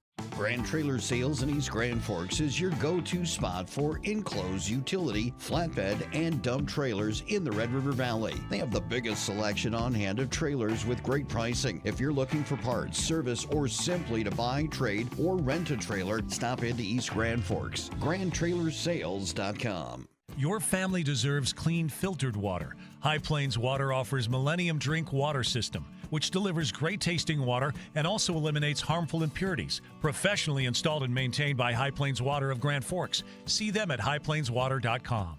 It takes attention to detail. With your local Bryant dealer, you're getting someone who pays attention to the little things that make a big difference. And to keep your family cool this summer, it takes Bryant. Connect with Thermal Air today, your Bryant certified dealer. Welcome back to our coverage of high school hockey on the Rivards Turf and Forage Grand Trailer Sales Sports Network. It's intermission time here at Eagles Arena, and at the break, it's a 2-0 lead for Grand Forks Red River on our All True scoreboard. Our intermission report brought to you by High Plains Water, your source for awesome water in Grand Forks, and by Grand Forks Welding and Machine. They are the men of steel. Run down what we can as far as games tonight in the Eastern Dakota Conference, as there's a full game schedule out there. We'll see what we can find out there as far as perhaps some other games that are going on tonight as well. We'll see if we can sort out the JV games from the varsity games right now. Minot leads Williston 5-0 out west. That game currently in progress. Mandan leading Jamestown 2-1. That's a key game out in the West region tonight. See what else we have here. Looks like we should be getting, well, I don't know if we're going to get a score update tonight between Central and Grafton Park River. What's the over-under on Bryce Mattern points this evening? Between West Fargo and West Fargo Cheyenne? Any game for him. Well, it's about 3.5. Yeah. I don't think we see a score update on that one yet either, so we'll have to wait and see if we can get some of those scores in. But again, the key games that we are watching out west, Minot trying to go wire to wire for a West Region Championship undefeated, and it'd be interesting. You know, last year we said Minot, Central, kind of the leaders coming back. And Minot has done everything they're supposed to do. It seems like Minot could have a whole trophy case full of state championships if they would keep their players at home, right? That's been their nemesis, just trying to keep players from going to the juniors. That has been their nemesis. And this is a year where a lot of guys stayed. Now they got a couple guys that did leave. A couple good players they'll be without, but they're rolling out west. It'll be interesting to see how they do in the state tournament. We get going with second period action. Grand Forks Red River leading by a score of 2-0 on our all-true scoreboard. And we'll see Ryland Beadall coming to the neutral zone with control of a puck, coming up with Ulmer on his right. Beadall will lose the puck in exchange with Ulmer. Coming back towards the right wall, sends it back to Caden Ulmer behind the net. Wasvik will pick up a loose puck, turns this back to the point. Quick touch pass to Brecken Holtberg, lifts one into traffic, and Jack Firstenau is there to glove it up. Scoreboard updates brought to you by All True. Regular screenings with All True's care team can detect illness before symptoms begin. Stay in the game of wellness. Visit alltrue.org. Call 780-5000. One of those soft wristers from Brecken Holtberg, Wyatt Leduc style, right? Yeah, absolutely. A little flick of the wrist and that thing's on net. But it always gets there. Need a couple of those to go through in the state tournament if you're Grand Forks Red River. When those happen, things seem to go pretty well for you. Battle for control of the puck along the right wall in the Red River zone, or actually I should say in the Fargo South-Shanley zone. This comes out to Holtberg, and he tried to sweep front free. Meyer blocked the shot, but is going off on a change. Loose puck in the neutral zone. Wasvik played back to the center line. Bruins will knock it down with Bodenhager, dumping this one in, and now the Bruins don't go for that short line change. A quick turnover, and Eli Eminent threw a little elbow, put this back out in front of the net. No one home for it, and Ryan Wasvik comes away with control. Now a 3-on-2 odd man for Grand Forks Red River, but they're offside as they come up and will draw coming up on the Fargo South-Shanley line. Yeah, it could have been something, but just Caden Ulmer, you just got to get that line, right? You got to hit that line before you make the move, before you make the pass. If you do it in front of that line, that's what happens. You pull your guy off sides. 2 more strides, Caden. Then you can dish it. We'll draw on the South-Shanley line. Puck comes back near side for Tyson Ulmer. Rockets one across the neutral zone. Cullen Rost will dump one in. Ulmer trying to chase it down the corner against Ben Qualley. They tie up on the boards. Ulmer continues to fight for it. Comes out in front of the net. Griffin Hoganson will sneak one in. And the Riders will take a 3-0 lead. Just off the wall, Griffin Hoganson with his second goal tonight. And Grand Forks Red River takes a commanding edge on South-Shanley. Yeah, we'll watch this again. It looks to me like Tyson Ulmer sees Griff Hoganson driving the net and just bumps a puck to him right there. Yeah, he did. Yeah, and then he just came in short Just a side. little backhand dish. Was able to sneak that through on Jack Firstenau. Replays brought to you by American Family Insurance. Tyler Nagel, your agent in Grand Forks. And another goal tonight for Griffin Hoganson. That will be his second goal of the night. Riders lead by a score of 3-0. Hoganson's not done. Arister Firstenau will punch it away. Loose puck in the corner for Jackson. Hoganson trying to charge down the goal line with it. Instead, it goes loose to the far wall. Carter Paulus gets dumped. Cullen Ross came over, gave him a charge. Cullen Ross is not a big guy, but sometimes he plays big like that. Dallas Jackson on the right side wall, looking to twist one back to the point. But again, the Riders get loose with the puck high. This time, Red River stayed around defensively to help out. Dallas Jackson trying to stick handle it around Adrian Philippi. Ends up losing the puck in the far corner. And a quick turn, they can't get it out. Mason, left point, into traffic. Firstenau comes over and holds on for a whistle, and we'll draw again coming up in the Fargo South-Shanley end. Let's go back to that goal. We've talked about Griff Hoganson all night. We talked about it before the game even started, but the kid just has a sense for getting that puck around the net, Ryan. And He does. He's so big, and he's so long, and he's strong, too. When he gets it, you can't get it away from him. And he's always in front of the net, always getting there. Another Penalty. shot coming in from distance, and we'll see a penalty coming up for interference as a puck clears the net, and I think Red River is going to go off on a call. Yep. It looks like it's going to be Cale Gruenberg that might be getting the gates as we get ready for a power play. Our coverage of high school hockey tonight from Eagles Arena is brought to you by Jarrell Sports Center and Hockey World. Also brought to you tonight by Franson Bank and Trust, and brought to you this evening by Circle K. So a penalty that will go against Cale Gruenberg for interference. The time of the call will be at 2 minutes, 8 seconds. And Gruenberg goes in the box, and we have a power play. And our power play tonight brought to you by RBB Electric, on call, on time, and online at rbbelectric.com. So the Bruins back to work. Their first power play was abbreviated. They committed a penalty and lost about half of it. We'll see if they keep this one together. Puck goes into the corner, and it's picked up by Eli Emeneth for South-Shanley. Emeneth takes one off the skate, tries to play it across the hash marks. It very weakly got through. Olzanowski comes to pick it up for the Bruins and backhands it into the corner, trying to find help from Foster Lord. Lord will turn it back to the right wall for Aaron Meyer. Step in, fire, blocked. And Brecken Holtberg tries to clear it. Got it back as far as the point, and this did leak through. Hofer will have to bring his team back on side. A back pedal by Ryan Olzanowski into his own zone. Riders pursuing, and the power play clock down to 1:10. A power play action left to go. Puck back out to Hofer. Right side Olzanowski. Nice cross pass. Meyer got a shot away, but it ends up going wide.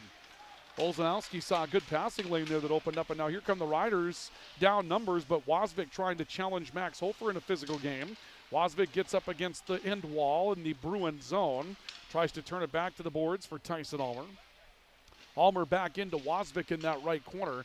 Good battle for control there. Red River realizing they can kill some of this power play up in the Bruin end. Puck's loose behind the net. Olzanowski looking for a breakout lane. And gets away from Tyson Ulmer and drifts his way up to the neutral zone. 30 seconds left. Another clear by Red River as Reed Krogstad steps into one. And now here comes Dallas Jackson up ice shorthanded. Jackson's not done handling the puck. High slot, turning, right circle, twists his way down the wall, into the corner, feeds Tyson Ulmer. Ulmer back out to the point for Cullen Rost. Near side looking, he's got Wasvik, a drive into traffic. First and now let it get through, and it's squeaked just by on the right side of the net. And a clearing opportunity for the Bruins back to Krogstad of the back check, who ends up having his shot blocked on the way up the ice. This will float back to the net, and Rylan Corinto will put a glove on it just as time expires on the Gruenberg penalty. Boy, I love that shift from Dallas Jackson right there, Ryan. I mean, he starts that whole kill in the neutral zone. He brings the puck in. He's using his speed. He's shifty. He's turning on his edges. Gets the puck to the point, and then he goes right to the front of the net, toes on the top of the crease, and takes away the eyes Shot comes through, and it leaked through Olszanowski. He didn't see it because Dallas Jackson was right in his kitchen. Almost leaks through for another goal for Red River. South-Shanley winning control of a draw. A shot got through. Corinta was able to kick it free after Bodenhager was able to will one through from the left point. He goes loose in the corner again for the Rough Riders. Caden Svoboda will play this back to the neutral zone, and Adrian Philippi is back to get to it for South-Shanley. Puck back in the neutral zone. Jace Mason will pick it up. Plays it going line to line. This will sneak through everyone. We'll have an icing call. Official scoring on the goal for Red River at 1:22 of the second period. It's Griffin Hoganson from Tyson Ulmer and Cullen Rost. Hoganson on the goal, his second of the night. Tyson Ulmer with his second assist this evening. 3-0 Red River. Our draws tonight brought to you by Big Jim's Tire, your #1 supplier of egg tires in the region. And brought to you this evening by Apex Apparel, your hometown quick turnaround promotional goods store in Grand Forks. A backhanded shot from Dawson Worth off the draw. Corinta will kick it away. Puck comes back out to the point, picked up there by the Riders. Beadall coming up, looking to take a pass from Wasvik. Back to break it up was Eli Eminif for Fargo South-Shanley. He'll twist it up into the neutral zone, and Carter Paulus will send it down to the Red River end. Riders back to get to it. This will come back to the near side. Ulmer takes a hit from behind, but left it up the wall, finding Beadall, who's got ahead of steam. Beadall trying to cruise his way into the right corner. Back behind the South-Shanley net. Comes back out towards the point. Left a defender behind. Twists, trying to stick handle through 4 defenders while he challenges a 5th on the back end of it. The only man he didn't beat was Adrian Philippi. Wasvik had it, and now South-Shanley will clear on net. Back to get to it, the Riders on the back check. They try a long stretch pass with Cam Erie, and it's picked off by Philippi. His shot comes in on Ryland Corinta, and Corinta will glove it up for a save. Yeah, we've seen Ryland Beadall make that play dozens of times this year where he wheels around the wall, comes to the middle of the ice. If he's got a lane, he takes it there, Ryan. He tries to cut to the middle. He had 4 South players collapse on him. That's like a basketball play where then you got to kick that out wide, right? Because someone's open, but good defensive play by South, like they knew it was coming almost. Little whiff on a shot from the right side coming in from Bodenhager. Nearly turned into a Cale Gruenberg breakaway. Instead, the puck comes into the corner. Irian, Dushik trying to chase it down. Spencer Vetch has got it. For Red River, he'll possess himself. Then tried to make an awkward pass to Dushik, and this is going to float for everybody. And we'll see a draw coming up in the Red River zone. Our coverage tonight brought to you in part by RBB Electric. On call, on time, online. By High Plains Water, your source for awesome water. And by Toys for Trucks, your car, truck, and Jeep accessory supercenter in Grand Forks. Yeah, that play by Spencer Vetch. I like the idea, right? But sometimes you overthink the room. Oh, big save. He tries to go back against the grain. Sometimes, Ryan, just make the simple play. And here comes Spencer Vetch getting away. 2-on-2 up the ice. Vetch with a shot. First to now will take it off the chest and hold on for the whistle. And that was after a really good shot came in from Hager and Qualley the other way for Fargo South-Shanley. That saw Ryland Corinta make a big stop for Grand Forks Red River and will draw in the South-Shanley zone. Yeah, Spencer Vetch came flying down the left wing there, and he got all of that shot right. He unloaded one. I think it hit Olszanowski right in the mask, I think, originally. Shots on goal are 13-8, Red River. They lead 3-0 on the All-True scoreboard. Early second period. Loose puck comes out to the line off the draw. Aaron Meyer, the Bruins' leading scorer, coming up the ice, and the Riders have had a pretty good defensive plan against him tonight. Back out, Spencer Vetch on a rush. Vetch coming back. What a great pass to Gruenberg. He puts his shot wide of first to now. That was a great setup by Spencer Vetch and hit Gruenberg. Gruenberg shot a bit wide. Now a stretch coming out right edge, and Jordan Wright's up ice a bit too soon for an offside call. We'll see a draw coming up. It looks like we're going to come back into the Fargo South-Shanley end for this one. Yeah, these faceoffs are becoming big here. I mean, it's still 3-0, and I'll tell you what, if South has done one thing well tonight, it's faceoffs, Ryan. They've kind of owned the dot a little bit. Last offensive zone faceoff we saw about 40 seconds ago, it turns into an odd man rush instantly for South, so they've been doing a really good job on the dot. This time the draw is won by Grand Forks Red River on a comeback effort. Puck high slot, quick drive coming in from Ulmer at another big save by Firstenau as a rider ends up behind Firstenau, laying right in the entry of the net. Not sure exactly what happened on the back end of that play. I think it's Griffin Hoganson that ended up going in the cage. Yeah, it was a great play. Dallas Jackson comes up the wall. Tyson Ulmer shifts to the high slot where there's open ice, gets the puck, turns, fires, and Griff Hoganson coming hard to the net like we talked about. That's where he likes to be. Put this one down towards the net, and the chase after a loose puck for Hoganson, and Firstenau ends up covering this one up. We're going to draw once again coming up in the Fargo South-Shanley zone with 10:31 to play in the second period. I think I reversed Jinx Red River. Now they've won the last 2 faceoffs and had chances right off both of them. South is going to switch up their line. They've 0 for 2. That's enough. They're going to get some new guys out there, see if they can't win this one. 10:31 to play, second period. Senior night here at Eagles Arena this evening. And Grand Forks Red River trying to impress the hometown crowd with a 3-0 lead about halfway through the second period of play. Reed Krogstad back to get a loose puck, ended up mishandling it. It'll come back to the point. Philippi with a slap shot that ends up wide of the net. Puck caroms off the end while Eli Emineth trying to reach out for the loose grab and ends up coming up short. Tyson Ulmer plays it away. Found Dallas Jackson coming up in the neutral zone. Jackson widening out, looking at Ulmer trying to crash the slot. This goes wide to the net. Ulmer got turned around looking to just kind of regain control. It's 2-on-2 behind the net. He's able to squirt one back to Jackson. Comes to the point. Cullen Ross trying to turn around traffic. Goes in towards the far wall. Ross got an assist on the last goal, by the way. We'll get to that in a moment. Tyson Ulmer, high slot, playing off towards the right edge. Looked by Jace Mason, pinching deep. Mason tried to bring it back to the point, now turns down to the wall. Goes loose again for Ulmer, and Ulmer will shovel it back to the far boards. Svoboda ends up holding on to control the puck along the wall. Hoganson putting on more pressure. Hoganson going wraparound and lost it off the end of his stick. It'll float out towards the far wall. Bruins there to try to clear. Carter Paulus got it back to the neutral zone, no further. Svoboda cut it off on his own line, and he finds Caden Ulmer coming up ice to the head of steam. Ulmer stick handling around traffic, put one in on first and now, and first and now holds for the whistle. Yeah, Red River's success, Ryan, has come tonight when they play with speed. I mean, you saw it from Caden Ulmer there. You've seen it from Dallas Jackson. You've seen it from Rylan Beadle. Just speed through the neutral zone. And then getting the puck to the net somehow. They're doing a really good job. I mean, you just see them flying through blue line to blue line. I think that's what's impressed us the most about that Hoganson, Jackson, and Ulmer line is their speed. They're really built to fly. You've got a little bit of physicality from Wasvik on that first line, and I don't think Beadall fears anybody, but that second line is built to just be pure lightning coming up the ice. Puck loose in the right corner. Riders trying to rip it free. They feed it out in front. A quick look by Ulmer, and another stop by Firstenau, who's becoming a pretty big factor in the matchup right now for South-Shanley. Yeah, he's having to make some big saves, and that's a great one right there. Beadall from behind the net to Caden Ulmer. I don't know if Caden Ulmer was ready for that puck to land directly on his tape. It looked like he was surprised it got through because there was some traffic, and he just kind of double clutched, and Firstenau made the save like you said. Brecken Hultberg twisting one back behind the net. Olszanowski cuts it off for South-Shanley.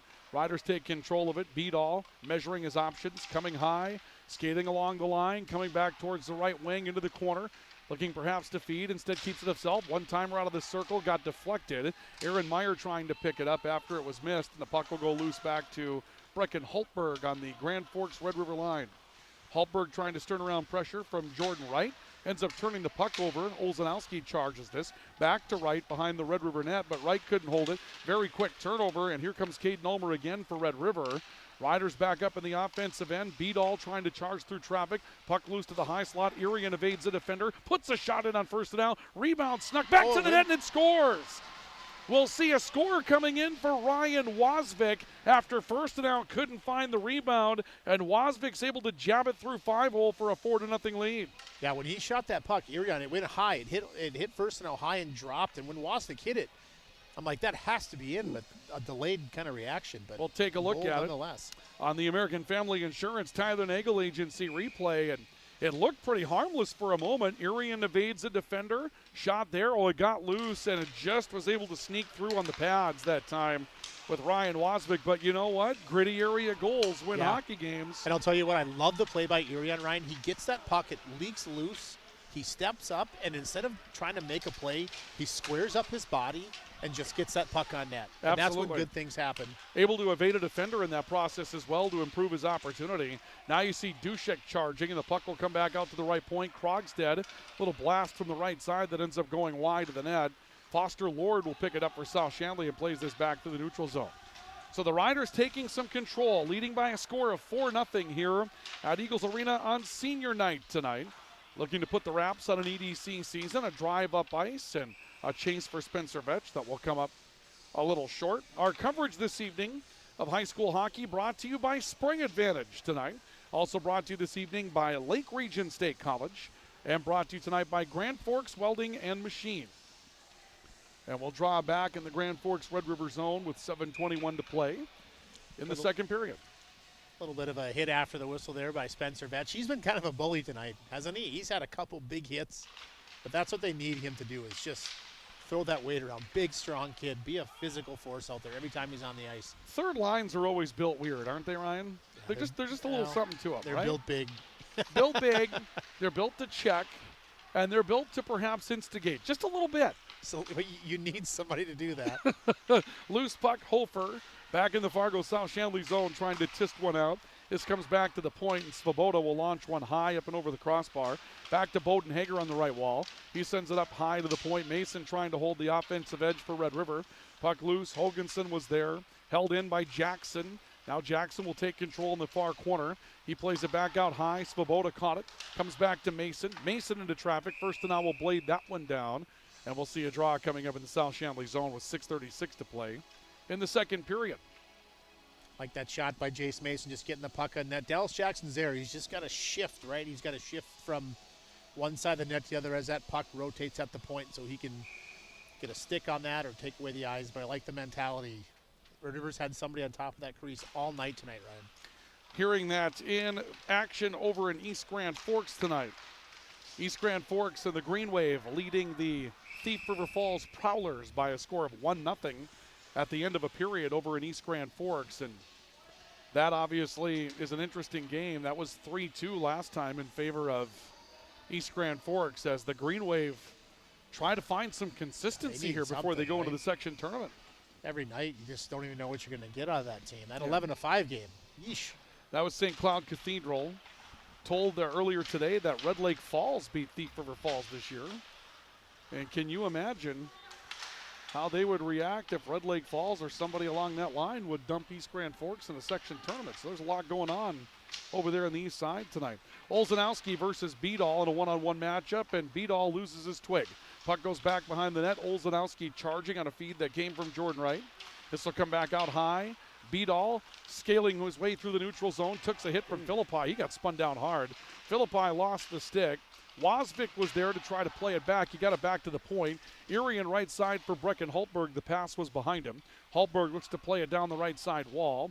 Caught up and now lost into the bench. And we'll see a draw coming up in the South-Shanley zone with 5:44 left of the second period. All True scoreboard reads 4-0 Red River. Rylan Beedall a little bit frustrated coming off the ice here. He got spun down hard. I'm surprised that wasn't a penalty. I mean, it was grab the back of the collar and spin him around. I think it's a penalty in football. You can tackle in football. Be a horse collar tackle. That's what they call it. Yeah. Puck will go free. By the way, everybody in the football world except 4 people really happy with the result of that Super Bowl. Puck comes back out to the point. Hultberg back to center ice for Cam Urian, and now back to Brecken Hultberg again. Hultberg backing up on it. Riders leading 4-0. 5:25 to play in the second period. Puck back near side. Hultberg trying to twist up the ice for Dushik. Knocked around. Dushik got it back neutral zone. Great breakout. And here comes Spencer Vetch. Vetch driving in. Ends up losing the puck off his backhand side. He widens back out to the corner to take control.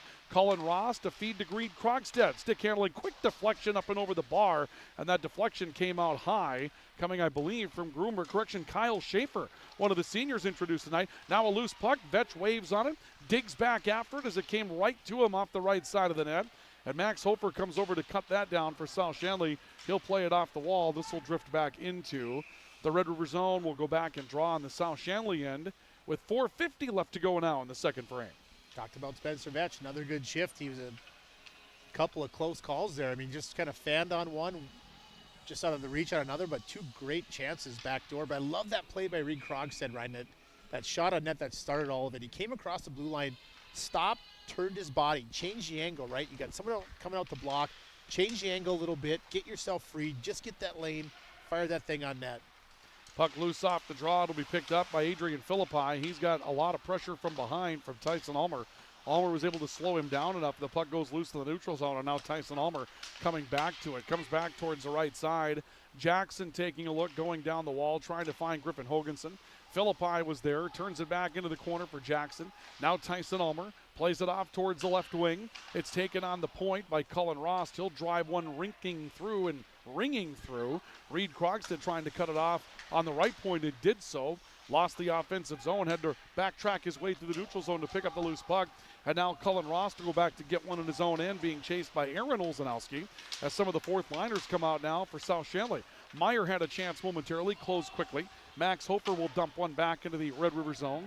Carinta back to transition the team for the Riders. And a dump into the corner as some extracurriculars back on the near corner.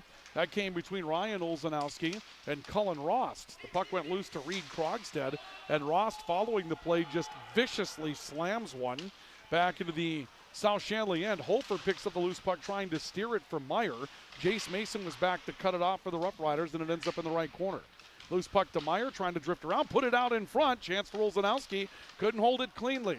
Picked up again by Wright. This comes back high slot, and this will be just offside as Bodenhager couldn't hold the edge, and we'll see a draw coming up on the Red River line.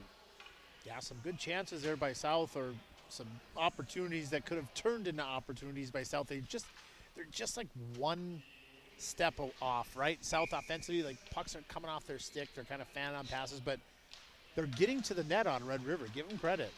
Puck one off the draw by Caden Svoboda for Grand Forks Red River. Beadall coming up in the offensive end, leaving one back for Ulmer. Back to Beadall, short-sided, ends up wide of the net. Loose puck out to Jace Mason, left point. Mason twists it down into traffic. It's be one on the far side by Wasvik, leaving it back for Ulmer. Ulmer got pinned against the wall by Olszanowski. 2-on-2 for control. Olszanowski pulls it free, being chased from behind. He gets a step, drives his way back up ice, off to the right, able to find Jordan Wright. Wright steps up in the offensive end, looking back for Meyer behind the net. First time really tonight that we've seen that first line for South-Shanley. Last couple of shifts come together and make a couple of plays so they could find each other. Yeah, I mean, if you look at South-Shanley offensively tonight, I'll tell you what, Hofer's been their best offensive player as a defenseman. Yeah, he has. He's put some pressure on, pinched that kid well. Can fly. He can, yep. And I think they're looking for that. Here's a quick chance by Beadall in first and now. Well, make another stop with 2:25 left to go in the second period, as that one happened quickly as well. By the way, the official scoring on Wasvik's goal, it's Ryan Wasvik from Camurian, as you would have expected. Time of the goal at 8:54 of the second period. Just a little jab shot that got through the leg pads on Jake Firstenow to make it, or Jack Firstenow, to make it 4-0 Red River. Ryan, that's why we always say just get the puck to the net. Yep. Just get it on net, if nothing else. Best play in hockey, shot on goal, right? Puck comes loose out to the right point. Aaron Olszanowski trying to move it up the ice for South-Shanley. Knocked around the neutral zone. Cam Urian coming through the neutral zone looking for Cale Gruenberg. Big hit in the neutral zone. Vetch throwing the body again. That seems to be his modus operandi, and we're going to see a draw coming up. Looks like on the Red River line as the puck may have went on a play. Yeah, it's what his 9th hit of the game, and he's playing with some juice tonight. Absolutely. Our coverage of tonight's matchup brought to you in part by PS Garage Doors. Brought to you this evening by Finest Auto Trim. And our coverage brought to you by Balloons by Misty this evening. And also by Proceed with our coverage of high school hockey tonight. Puck goes back behind the Grand Forks Red River net off the draw. Comes back to the right point, drive in, and Ryland Carinta there to glove up a low shot from Bodenhager. I just love seeing Ryland Carinta play with more and more confidence. That's just what I was going to say about that save. He tracked that puck. It wasn't the hardest save in the world. It was a shot from the point, through some traffic. He had to move, and he just calmly just scoots over. He's out, right? That was always the thing with him early. He was so deep in his net, he gave up a lot of twine to shoot at, but he was out. I mean, just a calm, cool, collected save, like you said. Riders leading 4-0, coming back up into the offensive end. The puck lost out of play, and we'll see a draw coming up in the neutral zone. Our draws tonight brought to you by Apex Apparel, your hometown quick turnaround promotional goods store in Grand Forks, and they're brought to you tonight by Big Jim's Tire. They are your #1 supplier of egg tires in the region. Riders pick up the puck off the draw. Dallas Jackson looking up into the offensive end. Will twist one down the right wall. Quick short-sided chance coming from Griffin Hoganson. Ends up going loose to the far boards, and now a foot race. Jordan Wright wins it. 2-on-1 odd man. He's got Meyer with him. Quick chance got blocked. Brecken Hultberg selling out on the body. Still a chance by Wright to put it up on top of the blue. Ends up going wide of him. Good chance for South-Shanley. Tyson Ulmer back up in the offensive end for Red River, and he'll take it to the corner. Back to Dallas Jackson behind the net.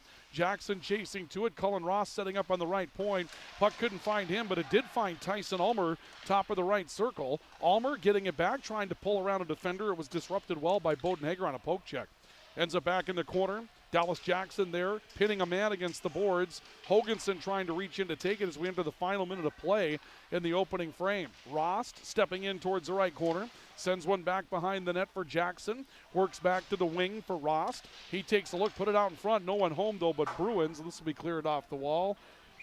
And drift back into the Red River zone. And we'll have an icing call against South-Shanley. Yeah, Fargo South-Shanley's been kind of content just to ice that puck whenever there's trouble. Right there, I think that defender had time to maybe do something else, but icing nonetheless. And a big draw here with 41 seconds left. If Red River can make something happen off this, make it 5-0 going into the intermission. Beadall ends up holding on to space for Caden Ulmer to step in and take control.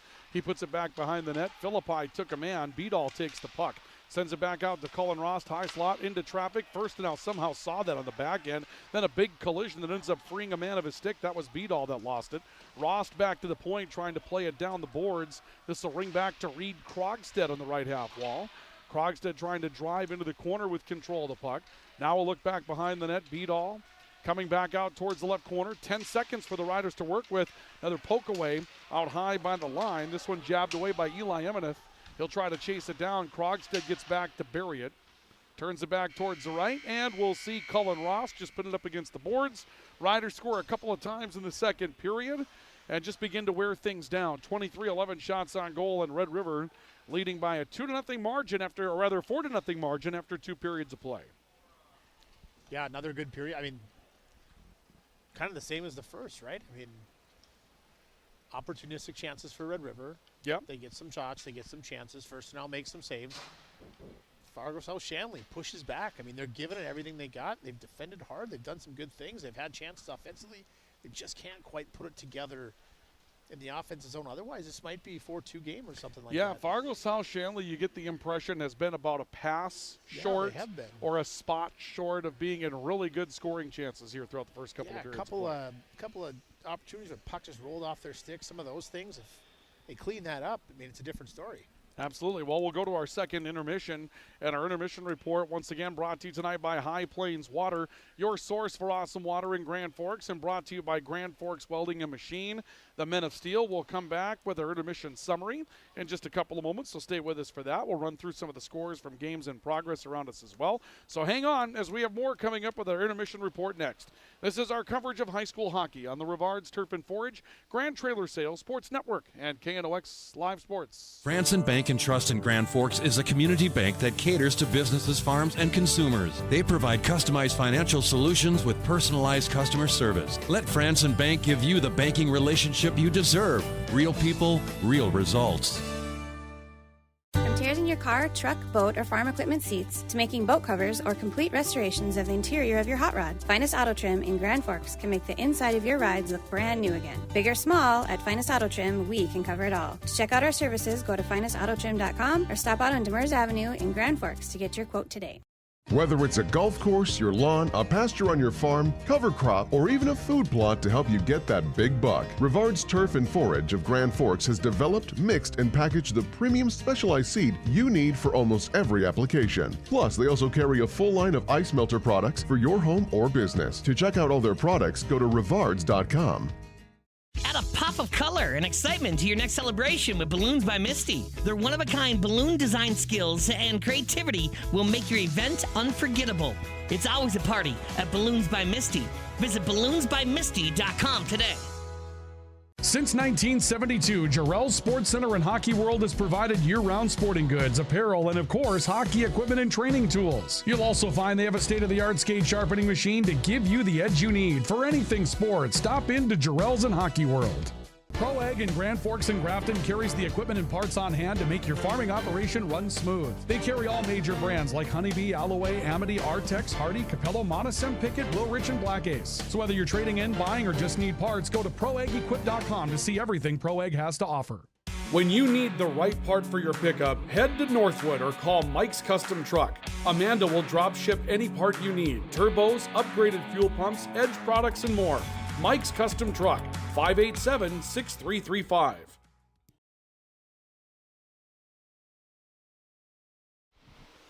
Welcome back to our coverage of high school hockey on the Rivards Turf and Forage Grand Trailer Sales Sports Network, KNOX Live Sports tonight.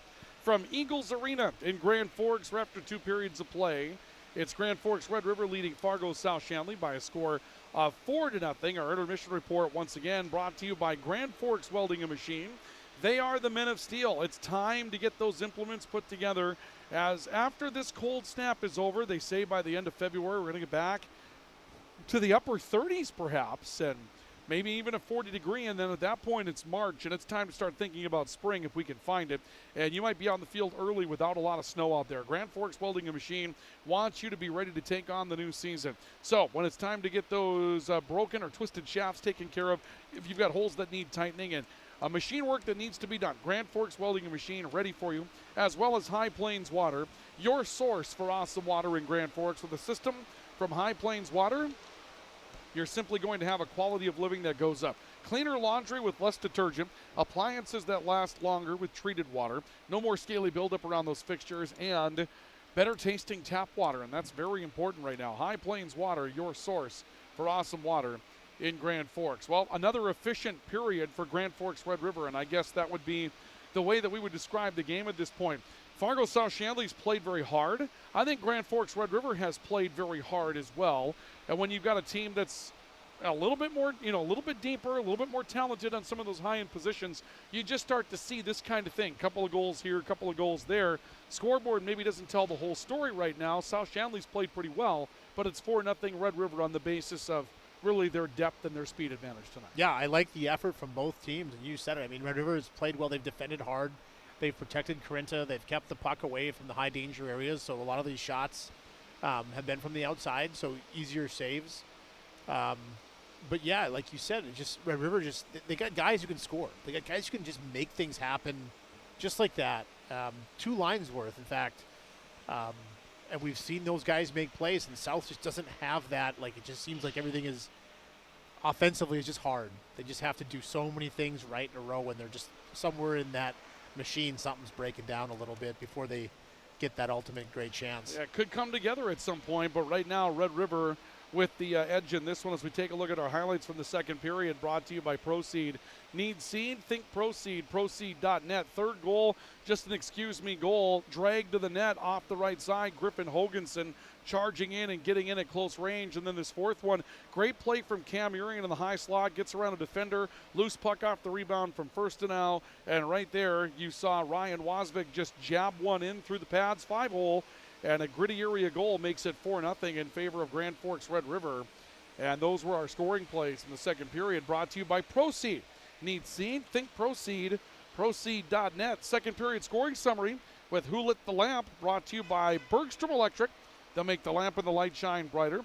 Griffin Hoganson on the board for the second time tonight with the opening goal of the period at 1:22 of the second. Assist from Tyson Ulmer and Cullen Rost. And Tyson Ulmer on the board a second time tonight with an assist on that goal. And then Ryan Wasvik from Cam Urian. Wasvik coming up with that goal, jamming one in down in the gritty area for the fourth goal of the game with the assist from Cam Urian. And for Griffin Hoganson now, 2 goals on the night for Griffin Hoganson, 14 goals, 27 points. Ryan Wasvik now with 16 goals and 29 points on the season. Cam Urian gets his 6th assist and his 7th point. Tyson Ulmer, as we mentioned, on the board twice tonight, now with 15 assists on the year and 24 points on the season. And also an assist on that goal from Cullen Rost to get things started tonight. And Cullen Rost now with 8 assists on the year. Cullen does not have a goal yet this season. Cullen Rost is still waiting for his first goal this season for Grand Forks Red River. So that's something that kind of slips by when you take a look at the stat sheet at this point. Well, saving it for when it counts, I guess. I mean, he had a big one last year that we all remember. Yeah, absolutely. Kind of saved the season, saved the championship game for Red River. If he doesn't get that goal, who knows where that game goes. Yeah.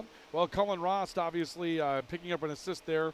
We'll see if he can't get a goal. We'll see if we can't take a look at some of the scores from elsewhere in hockey tonight when we continue on our intermission report, brought to you this evening by High Plains Water, your source for awesome water in Grand Forks and Grand Forks Welding and Machine, the Men of Steel. And third period action is just around the corner, so don't go anywhere.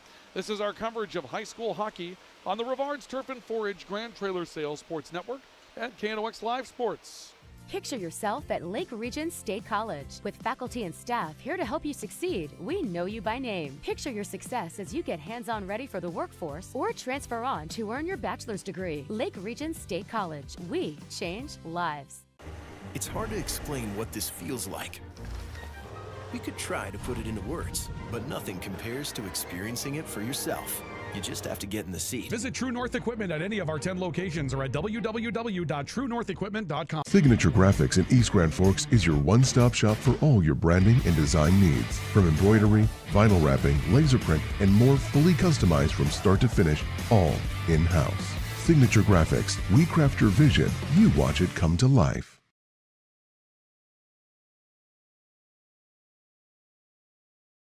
Your family deserves clean, filtered water. High Plains Water offers Millennium Drink Water System, which delivers great tasting water and also eliminates harmful impurities. Professionally installed and maintained by High Plains Water of Grand Forks. See them at highplainswater.com.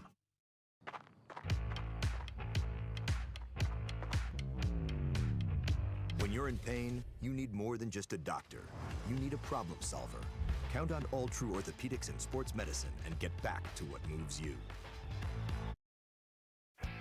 Big Jim's Tire is the area's #1 farm and ag tire supplier, and with harvest here, you want the best. Best tires, best service, and Big Jim's will get it done fast to get you moving again.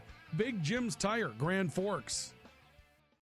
Apex Apparel is your quick turnaround apparel and promotional item shop in Grand Forks. If you're looking for direct-to-garment printing, embroidery work, or a huge selection of promotional items, come to Apex Apparel, your locally owned, family-run, quick turnaround apparel shop in Grand Forks. Rust, salt, and time are the biggest enemies for a fuel tank. Never fear, because Grand Forks Welding is here to take care of your enemies for you. We not only fix or patch your tanks, but we can custom fabricate any kind of replacement fuel tanks or service unit. Go to grandforkswelding.com. Today, the PS stands for proper service for your home, farm, or business, which is what you'll get from the team at PS Garage Doors in Grand Forks. Whether you need a door fixed or just thinking about replacing what you already have, no matter what the size, PS Doors offers the proper service for you. Get your proper service at psgaragedoors.com. Spray Advantage of Grand Forks carries everything you need for the chemical and fertilizer application on your farm. They have pumps, tips, and tanks from 3 gallons all the way up to 10,000 gallons on hand. They can help with parts and accessories for the fertilizer and tillage equipment on your farm too. Go to sprayadvantage.com. Open all year round to the public, Eagles Crest offers space for holiday parties and family get-togethers. And of course, daily specials, appetizers, and all your favorites, including Sunday brunch buffets. Come in for the view and delicious meals at Eagles Crest Grill. As guys, we all love our trucks. That's why Toys for Trucks is your headquarters for all things truck. They carry an amazing selection of rims and tires, plus floor mats, tonneau covers, hitches, plows, and even Excalibur remote car starters for any car, truck, or SUV. And the best part? They can install everything for your truck right at their location. Stop out at Toys for Trucks in Grand Forks to customize your ride, or check them out at toysfortrucks.com. Welcome back to our intermission report tonight on the Rivards Turf and Forage Grand Trailer Sales Sports Network and KNOX Live Sports. We are through 2 periods of play. Grand Forks Red River leading Fargo South-Shanley by a score of 4-0 at the intermission. Our intermission report brought to you tonight by High Plains Water, your source for awesome water in Grand Forks, and also by Grand Forks Welding and Machine. The Men of Steel. Well, some scores coming in on our All True scoreboard, and folks, we kind of know some things now about how this thing is going to go. First of all, the Devils Lake Firebirds defeat the Fargo North Spartans tonight by a final score of 2-0 this evening, as Fargo North goes to Devils Lake and gets turned away. And, you know, this time it wasn't just Brody Forsberg stealing a game. North outshot Devils Lake, but it was 28-25, and Devils Lake outshot Fargo North 11-4 in the third period and scored 2 goals, both of them in the third period tonight. Braxton Boline in the power play, Logan Stokey tonight for the finisher, and Fargo North put themselves in a lot of trouble taking 4 minors in the third period this evening. But another shutout tonight for Brody Forsberg, who had 25 saves in that matchup tonight, and that's probably going to firm some things up as far as the Eastern Dakota Conference standings are concerned. Also tonight, Grand Forks Central defeats Grafton Park River by a score of 12-1 this evening. No scoring was made available on that one, but suffice it to say Central had a big night. So there's that. Well, I think we probably we'll just kind of saw that one coming. Yeah, but, yeah. Mm-hmm. But like we were talking about off the air, if that Devils Lake win, if we're doing our math right, that puts them in the 7th seed. Well, let's take a look at it because, we had Drive for the title earlier in the game, and we can go ahead now again. Keep in mind that these will be numbers that were coming into the night tonight, so they haven't been updated as of yet. But with the updates, for those of you that are viewing tonight, we can tell you that what we'll see here, Central will now move to 42 points on the season. That will turn that into Central 1 seed. I think that was probably already wrapped up coming in. But if this one doesn't shift the way of Fargo South, Devils Lake is going to get to 18 points tonight. And without this one at least going to overtime, right?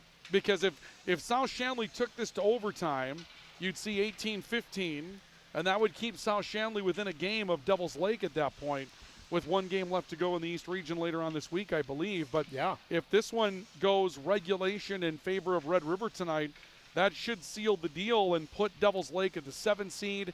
They'd host Mayport area, playing round. If they win, they would get Red River in this building a week from tonight in the first round of the EDC tournament. South-Shanley would be across town at Purpur to take on Central if they could fight off Grafton Park River. Well, doesn't that put Devils Lake at 18? Aren't they ahead of they would Cheyenne? Be. Yeah, without knowing what goes on. Well, Cheyenne's got West Fargo tonight. That's right. Yep. Yeah. So that could move Devils Lake to 6 that could conceivably. Yeah, they could be a 6 seed. Yeah, and then West Fargo gets to deal with Brody Forsberg. Yep. Yeah. So you're right. You're not done yet. They secure at least 7th, I guess you would say at that point. But there could be more to it than that for Devils Lake. That's a big win at home tonight over a team that was seeded 5th.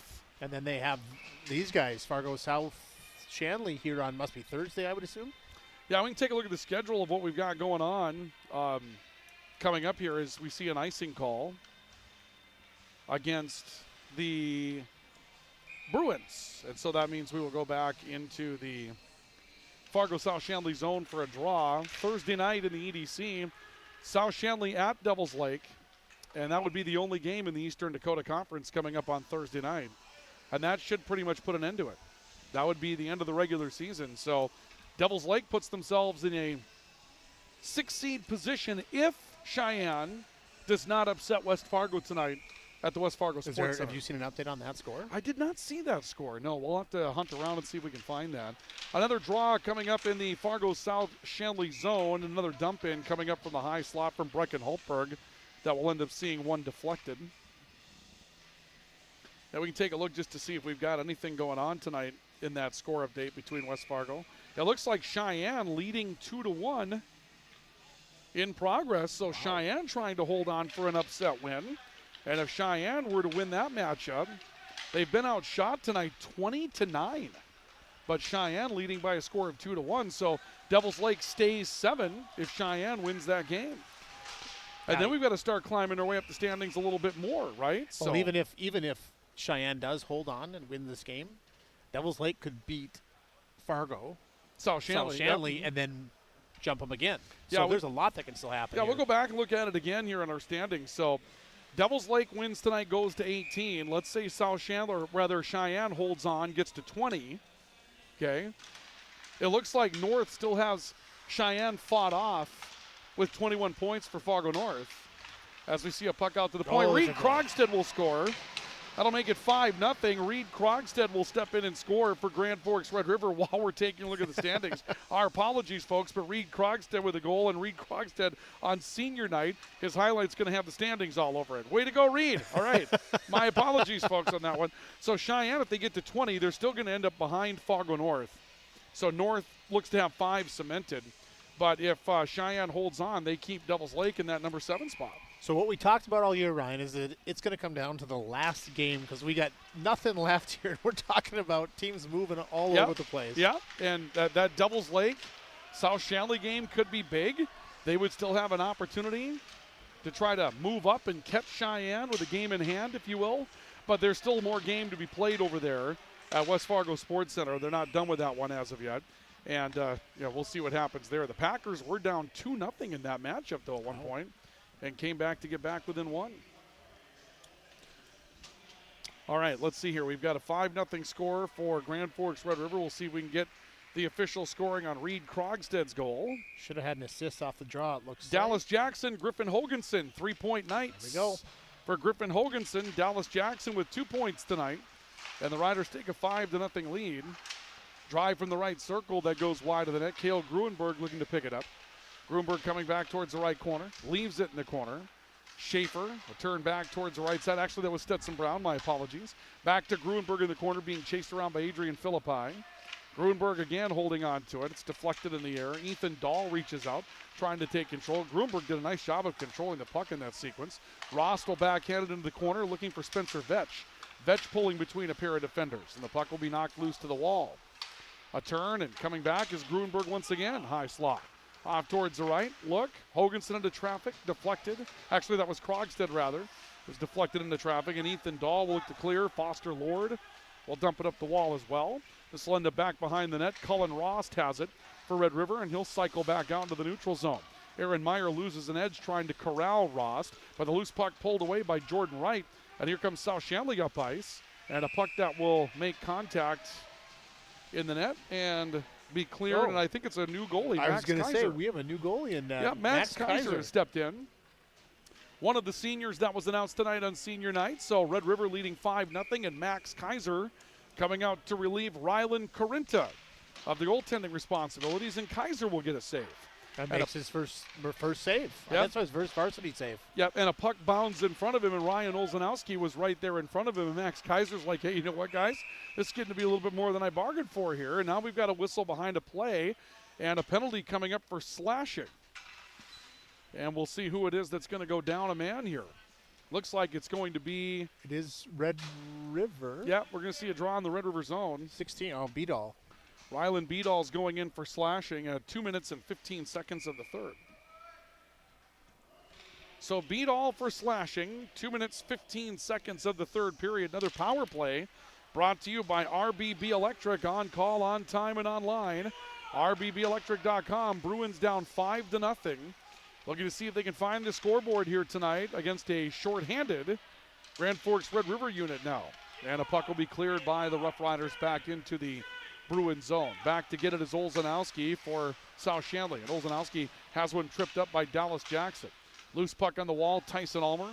He's being held from behind again by Max Hofer. Puck comes back off towards the left boards. Ethan Dahl twisting back towards the neutral zone. Riders get to it. Caden Svoboda will clear back up into the Fargo South-Shanley end. Another good penalty killing shift by Dallas Jackson. Made a diving save on a puck in the neutral zone to keep South from entering the zone, and then kill some time in the offensive zone was the speed. He just had a great night. Another check by Cam Irian on a poke check that frees Olzanowski of a puck, and this will go back into the Fargo South-Shanley end. Down to a minute left on the power play, and Griffin Hoganson out in front taking a feed from Wasvik, a backhander that's up and over the crossbar. Puck will come back towards the near point, leaks through into the neutral zone. Riders back to get it. Hultberg just dumps one deep on the opportunity on the penalty kill. Ends up back behind the net for Bowden Hager. Hager stepping off towards the left, coming back near side, plays for Philippi. Philippi has his puck deflected up in the air. Wright was able to take it for South-Shanley, but the Riders get to it and try to move it back into the neutral zone. And now we got a little collision right in front of the Grand Forks Red River bench that put Griffin Hoganson down on his duff. Yeah, it was two Riders sandwiched a Bruin player, and of all of it, I feel like Griff Hoganson took the worst of that. Yeah, a little slow to get up down there. Bowden Hager back into the Bruin end with control of the puck, trying to find Hofer. Here's Dallas Jackson picking off another pass. He had Tyson Ulmer waiting. Jackson outruns a pair of Bruin defenders, loses the puck in the right circle. It's be picked off by Hofer while Jackson engages on the way back to the neutral zone with Wright as Wright's on his way off the ice on a change. Puck back towards the near edge. Aaron Olzanowski back to pick it up for the Bruins. This fights into the neutral zone. Dawson Worth stepping up. He'll play it back towards the right. Reed Krogstad transitioning out. Power play comes to an end. Riders kill it off rather uneventfully. And Wasvik trying to dangle around a few different defenders. This comes back to the point right side. Krogstad holds one into the offensive end. Ends up behind the net. A look. Wasvik trying to go short-sided for Beedall, and he fanned on a wrister. Krogstad right point. A bounder into traffic. ends up behind the net. Caden Ulmer will bring it back for the Riders. Ulmer is stopped. Down low, Wasvik digging. Loose puck in front of first, and now it's there, and it's jammed in. Caden Ulmer coming in on the right side. And Ulmer will score as Wasvik created the opportunity to make it 6-0 Bruins. Yeah, Wasvik doing Wasvik stuff, just standing in the crease, just causing problems. And by the way, for this line, that's probably the best shift they've had tonight, Ryan. This first line hasn't really had it tonight, but that was a great shift, tons of chances. Let's take a look at the American Family Insurance Tyler Nagel Agency replay, and this is just Ryan Wasvik creating an opportunity. Kept that one alive in front, the net wide open as Ulmer is able to swoop in and poke that one through the net or into the net to score. But great play created by Ryan Wasvik tonight. Senior night for Ryan Wasvik tonight as well. 6-0 in favor of Grand Forks Red River as the continuous clock situation will now come into play. Riders up 6, and Red River rather dominant here in the third period. Their depth is kind of wore Fargo South-Shanley down a little bit. 2 goals early to take a big lead early stage of the third. Riders come back out on the attack as well. Red River coming up the ice. And we've got a new forward stepping into the matchup now for the Rough Riders. This is Blaze Newbert, a junior. Going to come out there and fill out that fourth line, it would appear. He dumps it down to the corner. Kyle Schaefer was there. Kale Gruenberg turns one back towards Schaefer in the left corner. He tries to jump around Olszanowski. Back to Newbert, who gets held up behind the South-Shanley net. Loose puck to Quinn Miller on the far side for the Bruins. Gruenberg stepping away from pressure. Gruenberg is stopped, coming back towards Schaefer. Schaefer in the corner will twist one back towards the near point for Jace Mason. Mason down the wall, and we'll see a whistle and a puck touched up on the bench. Our coverage tonight is brought to you in part by Thermal Air. Also brought to you this evening by Nelson Auto, now in Grand Forks. Brought to you by True North Equipment this evening, and also by Signature Graphics and Apparel. By the way, you can set your watch to it, Ryan. If we're talking about standings, Bob Gillen is going to send us an updated something or other about the standings that he did, so we can talk about that post-game. But okay. World's greatest statistician. I'll die on that hill. Without question, yeah. Mr. Hockey himself in North Dakota. Puck comes back. I mean, I know they were talking about Teeple back in the day, but I'll tell you what, Bob Gillen, and Bob's going to laugh at that. Bob is laughing. Right now, he's belly laughing as I said that. I swear to you. Vench out in the neutral zone, went down to a knee, but kept moving forward. Puck comes loose into the center circle. This is picked up by Ethan Dahl. Chance Carinta knocks that away. Loose puck to Brecken Hultberg for Red River. He'll twist it out into the neutral zone again. Riders put a little push on right below us. Puck comes back to Ray Dushik. Dushik coming up ice against Ben Qualley's pressure. Dushik put one in from the short side off the right. First and now will glove it up for a save, and we'll draw coming up in the Fargo South-Shanley zone. So you mentioned that Minot game. So the second picture he sent me was from the Minot game. Mac Morelli, kid I used to coach, had 3 goals to start the game in a minute 57. Ugh. Natural hat trick. 2 minutes into the game. That's a kid, too. That kid can snap He's going to be one of the better playmakers that you're going to see in the state tournament this year. We talked about that Minot team returning a ton of people, and they kept their team together. That's the one thing Minot has to do to be a factor, is keep their team together, and they did, and we knew it was coming. Puck will be played up into the Fargo South-Shanley end, back to get it, Philippi. Twists it off the far wall, looking for help from Eli Emineth stepping into the play. Be poked down by Dallas Jackson, left out in front. Cullen Ross looking for his first goal. There it is. You got it.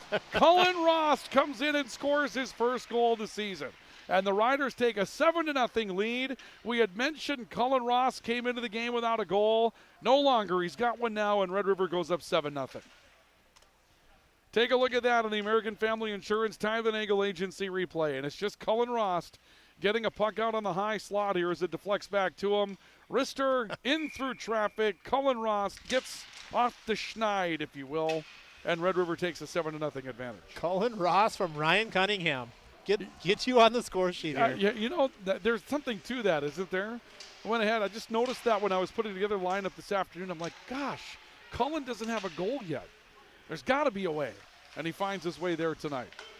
By the way, Bob Gillen confirmed he was belly laughing at that comment. He absolutely was. Yeah. I'll tell you about Paul off air. Some good stories. Cullen Ross into traffic. Jake Firstenau. I mean, when you're a rink manager in Minot, you shouldn't have to call the police on the radio broadcaster. That's not something you should have to do. Hey, before this is over, I want the cops here taking you out in cuffs. No. Nobody left in cuffs that night, from what I understand. Okay. There was just some things that went on.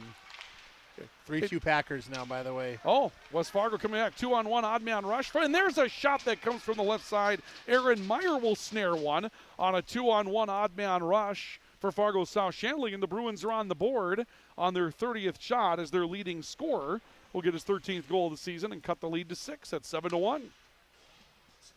Listen, was kind of hoping Max was going to keep this at 0. Tough one there, though. I mean, yeah, it's a 2-on-1 odd man rush with Wright and with Meyer. And the Riders have lived rather dangerously in that situation throughout the course of the night. It finally burned them. Yeah, that was the 2-on-1 that landed, but there's been several others that were close. We'll get a look at that one again for those of you that are Bruin fans tagging along with the broadcast tonight. By the way, my thanks to Michael Beaton and the staff down at Fargo South-Shanley for alerting fans to our coverage here tonight so they can tune in. Kyle Schaefer takes a hit from behind. Puck goes loose to the far side for Brady Donabauer of Fargo South-Shanley. Donabauer turns it back out into the neutral zone. Max Hofer off the far wall, playing around defenders, drives this one through the neutral zone, and they're going to wave off icing on this as well. Continuous clock continues to be a factor here as the Riders lead by 6.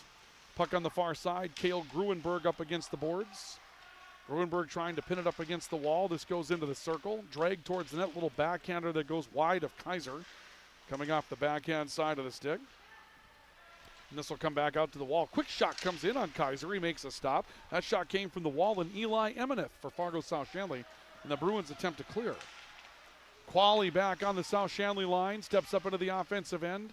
By the way, for those of you that are viewing tonight, I was not the radio broadcaster that had to have the police called. That was before I got to the Bismarck Bobcats. That was, matter of fact, that's one of the reasons why I got to the Bismarck Bobcats, just so you know. I'll tell you what, that North American Hockey League, that's a fun place. It's fun on Friday. Oh, yeah. Those games get saucy. Saturdays can be a tussle. Fridays are fun. Puck back to the neutral zone and be picked up on the backside by Cam Urian. I actually went to one of those games. I took the kids out to Bismarck to take in a Bobcats game, and Tom Briggle, the owner of the Bobcats, really good, got us tickets for that one and had a chance to see it in action, and got a great sound horn for the goals and things like that out there. They put the inflatable up for the team to come through there at VFW Sports Center. It's a fun place to watch a junior hockey game. Puck comes in on first and now. He'll turn it back behind the net. Philippi transitioning out of the neutral zone. He comes back to get it in his own line, deflects one through traffic, and this will float back into the Red River end. We're waiting for a stoppage of play so we can show you Aaron Meyer's goal. Great shot from the left circle, but haven't seen that stoppage yet. Dallas Jackson coming up the ice now for Red River. Jackson trying to turn around a defender. Put it back behind the net for Griffin Hoganson. Philippi is there to try to get him. 2-on-2 behind the net for control of the puck. Hoganson steers it off the wall. Comes back to Tyson Ulmer. Ulmer back out high slot. Looked by Krogstad, who's got a goal tonight. Krogstad back to Cullen Ross. This lost the edge. Ross has to step back as he lost the offensive zone. He'll dump it back into the far corner. Under 4 to play now in the third period. Philippi puts a body into Hoganson against the wall. Correction, Tyson Ulmer. Max Hofer comes back to the puck for South-Shanley. Hofer trying to step his way up the ice. Pitchforks one through the neutral zone. This will float into Aaron Meyer in the far corner. Meyer gets turned around. Ulmer throws a body. Puck goes loose against the wall. And a high toss from Tyson Ulmer back as far as the South-Shanley line. Quinn Miller makes a catch of it. He'll step up in the offensive end. His shot, Kaiser knocks that away. Puck will come back towards the near side wall and sent back behind the net where the Bruins will circle over with Brady Donabauer along the left boards. Donabauer gets run into the wall. 2-on-2 behind the net. Loose puck comes back to Cullen Rost. Rost will cycle it back up the near side wall into the neutral zone. Cut down there by Quinn Miller. Miller goes rink wide. This will be dumped back in behind the net. Rost is there to step away from traffic. Back to Svoboda, the far side wall for the Rough Riders. They try to go into the neutral zone. Looking again for Newbert. Newbert couldn't find it, but Cale Gruenberg does. And a shot coming in from distance that first and now will paddle down and transition out. Play back up the ice to Dawson Worth for South-Shanley. Worth coming up into the offensive end, dumps one far corner. Loose puck to Jace Mason for Red River, one of the seniors announced tonight. There were a total of 8 seniors that would start In the top 18 spots for Red River tonight, 8 of them were seniors, so a heavy graduating class for the Rough Riders. Plus a couple of cheerleaders, too. And a couple of others that were not in the starting lineup tonight. Yeah. Puck to the near side, played up by Newbert. He'll dump it into the corner. Bruins back with Ben Qualley trying to chase it down. Hofer got to it first for the Bruins. He looks to stick handle back out into the neutral zone. Able to find Eli Emeneth, and then the Hofer again. Emeneth got a shot away. Kaiser another stop. That shot coming in from the left point. Down to 2 minutes to go in the period. And the Riders about to finish things up in the regular season with a win on Senior Day, clinching the number 2 seed in the Eastern Dakota Conference and getting ready for a date perhaps with Devils Lake coming up next week, or maybe not. A turn and fire. Wouldn't that be interesting that West Fargo's reward for coming back to win tonight would be to get Devils Lake at home in the East region? Let's take a look at that goal for Aaron Meyer again of the American Family Insurance Tyler Nagel Agency replay after an icing call against the Bruins. And this is Meyer just creating a 2-on-1. He'll snap it himself. Got deep in the circle. Good shot. Yep, made a really nice angle of it against Max Kaiser. Got deep in the circle and scores it. But by the way, he scored with 7 minutes left. That's the first whistle. We went 5.5. Yeah. With yeah, no whistles. Hey, we just keep on going. That's what you do when Teeple's in your barn and you just kind of, it's a getaway day on Saturday, I'm telling you. I loved Paul. Just a lot of, here's the thing. You can't have like $5,000 in cash sitting under your desk that you didn't deposit. Back up by Schaefer, a drive that goes wide to the far corner. Loose puck to Aaron Meyer on the left point. Meyer reaches back on the half line, finds Olszanowski. Olszanowski driving his way in, trying to go short-sided on Kaiser. That one broken up, sent back to the wall for Quinn Miller. Miller down to the corner. Puck goes loose. Gruenberg has it. Comes back to Schaefer in the neutral zone. Meyer backhands it in. Newbert trying to take it away, but Olszanowski puts pressure on. Final half minute. Riders about to get a big win. Grand Forks Red River would control the number 2 seed in the East Region Tournament. Post-game report, we'll go through our highlights from this one. Our 3 stars of the game. Also our finest cover of the game. We'll award our goals against hunger tonight. Lots to do. As an icing call against South-Shanley is going to bring us down to the end of this one as time will run out on the continuous clock. And Grand Forks Red River picks up the win tonight by a final score of 7-1 on our All True scoreboard. Our post-game report is on the way next. It's brought to you by Spray Advantage and Lake Region State College. We'll come back with the highlights from this matchup, and we'll get our awards out there and start wrapping things up tonight from Eagles Arena in Grand Forks, where the Rough Riders have laid claim to the number 2 seed in the East Region Tournament with a 7-1 win tonight over Fargo South-Shanley. This is our coverage of high school hockey on the Rivards Turf and Forage, Grand Trailer Sales, Sports Network, and KNOX Live Sports. There's never been a better time of year than now to get that new Ford from Nelson Auto Center in Grand Forks. It's the model year closeout, and you can drive off in a new F-150 XLT and save up to $14,500, or choose low 2.9% financing for 60 months. Ford Escape, another great buy. Save up to $4,250 and get low 1.9% for 66 months. Hurry in for huge discounts and low financing during our model year closeout at Nelson Auto Center in Grand Forks. Whether it's a golf course, your lawn, a pasture on your farm, cover crop, or even a food plot to help you get that big buck, Rivards Turf and Forage of Grand Forks has developed, mixed, and packaged the premium specialized seed you need for almost every application. Plus, they also carry a full line of ice melter products for your home or business. To check out all their products, go to rivards.com. It's hard to explain what this feels like. We could try to put it into words, but nothing compares to experiencing it for yourself. You just have to get in the seat. Visit True North Equipment at any of our 10 locations or at www.truenorthequipment.com. Signature Graphics in East Grand Forks is your one-stop shop for all your branding and design needs. From embroidery, vinyl wrapping, laser print, and more, fully customized from start to finish, all in-house. Signature Graphics. We craft your vision. You watch it come to life.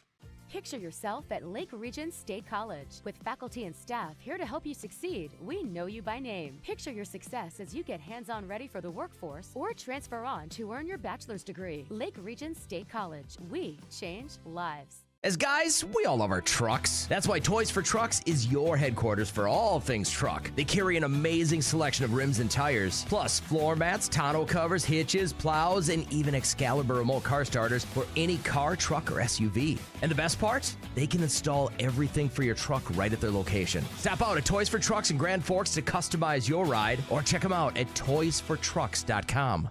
When you think breakfast, you think Perkins Restaurant. Whether you keep it simple with a fresh baked mammoth muffin and coffee or go all out and try the tremendous 12 breakfast, Perkins Restaurant is your breakfast place. Perkins Restaurant and a great breakfast make the perfect team.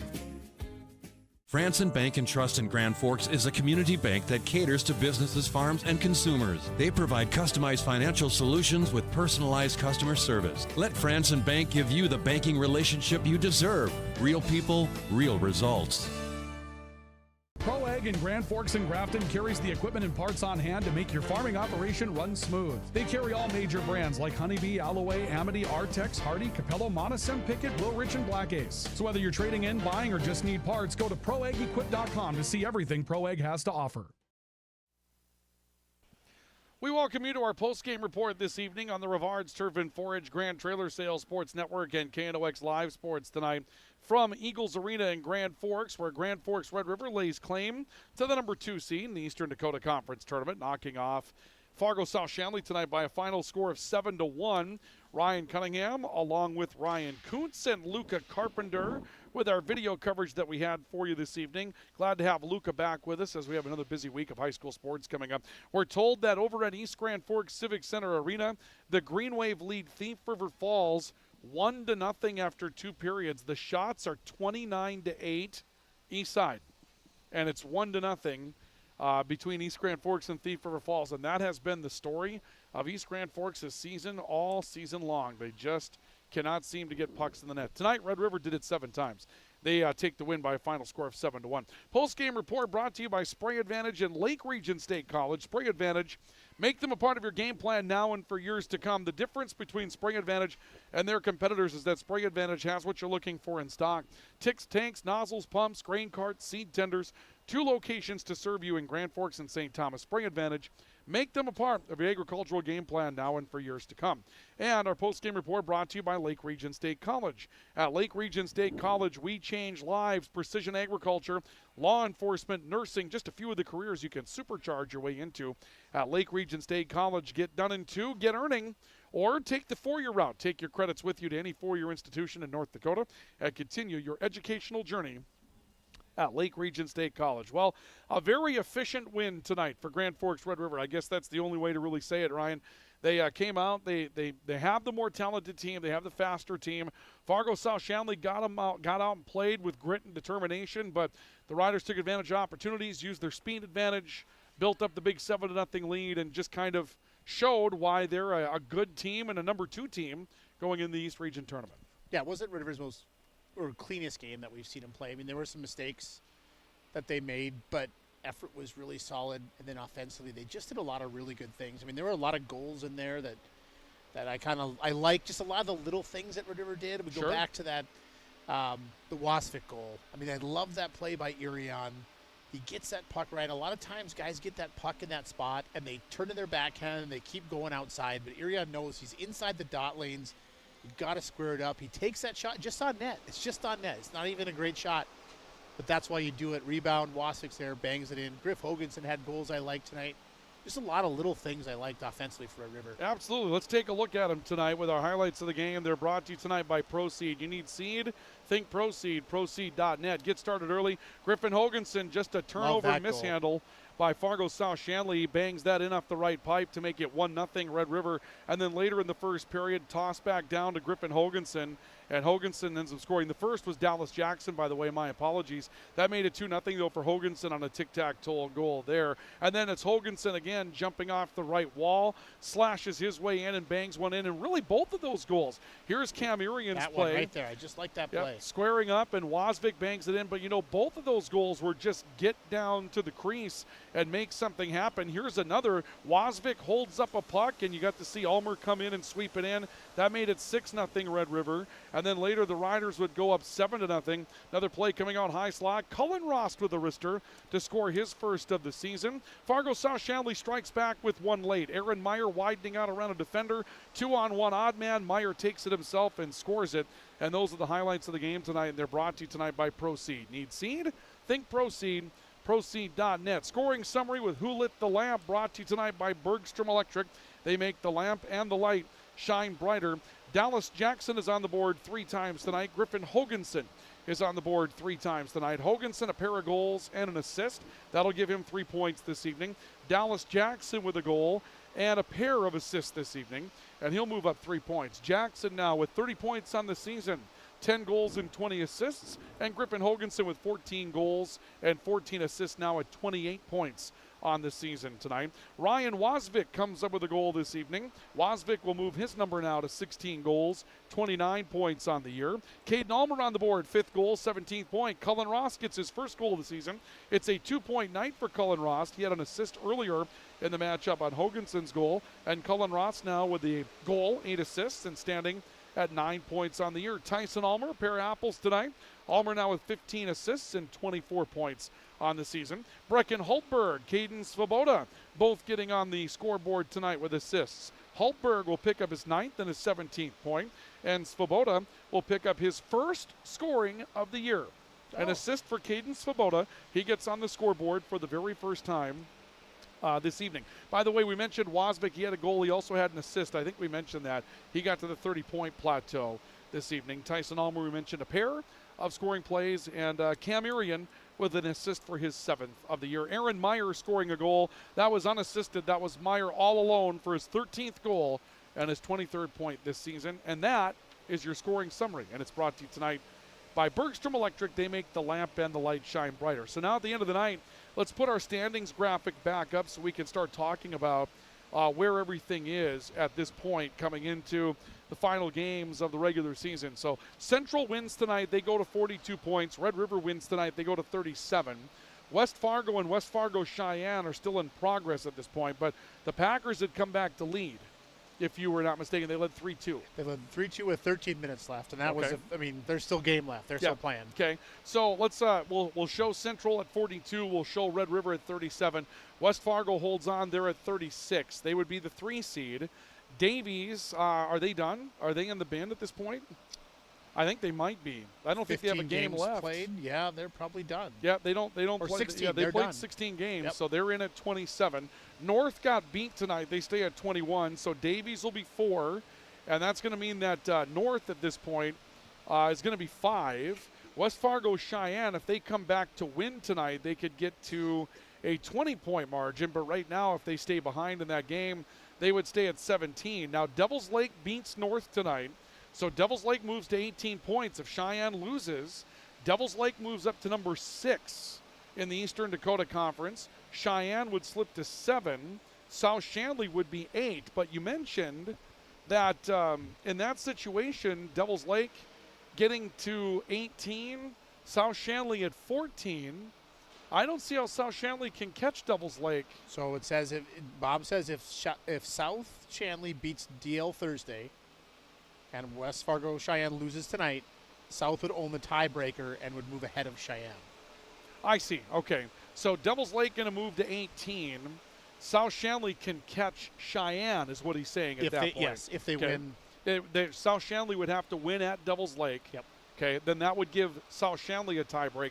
So Devils Lake moves up to 6. South-Shanley, or rather Cheyenne, could slip all the way to 8. Yeah.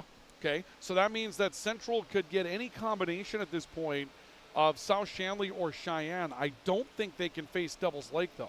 I think Devils Lake earned 7 tonight. I think they locked up 7. Yeah, they should be no worse than 7 this evening, which means that it's going to be Devils Lake and Red River, assuming Devils Lake wins the play-in. Again, keep in mind, those of you looking at these standings tonight, there are play-in matchups, 7 plays at home versus 10. Mayport area is going to be the 10 no matter what. So right now, they would go to whomever number 7 is. Devils Lake may not have a play-in.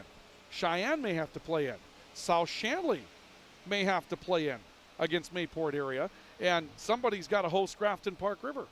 coming up on Saturday, and we don't know who that's going to be yet. And I'll tell you this, I got Bob's list, right? So he says Devil's Lake could get to 5.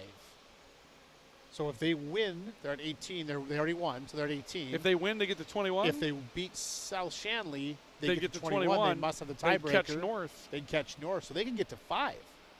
Wow. So we got lots of stuff left to Yeah, and you know what?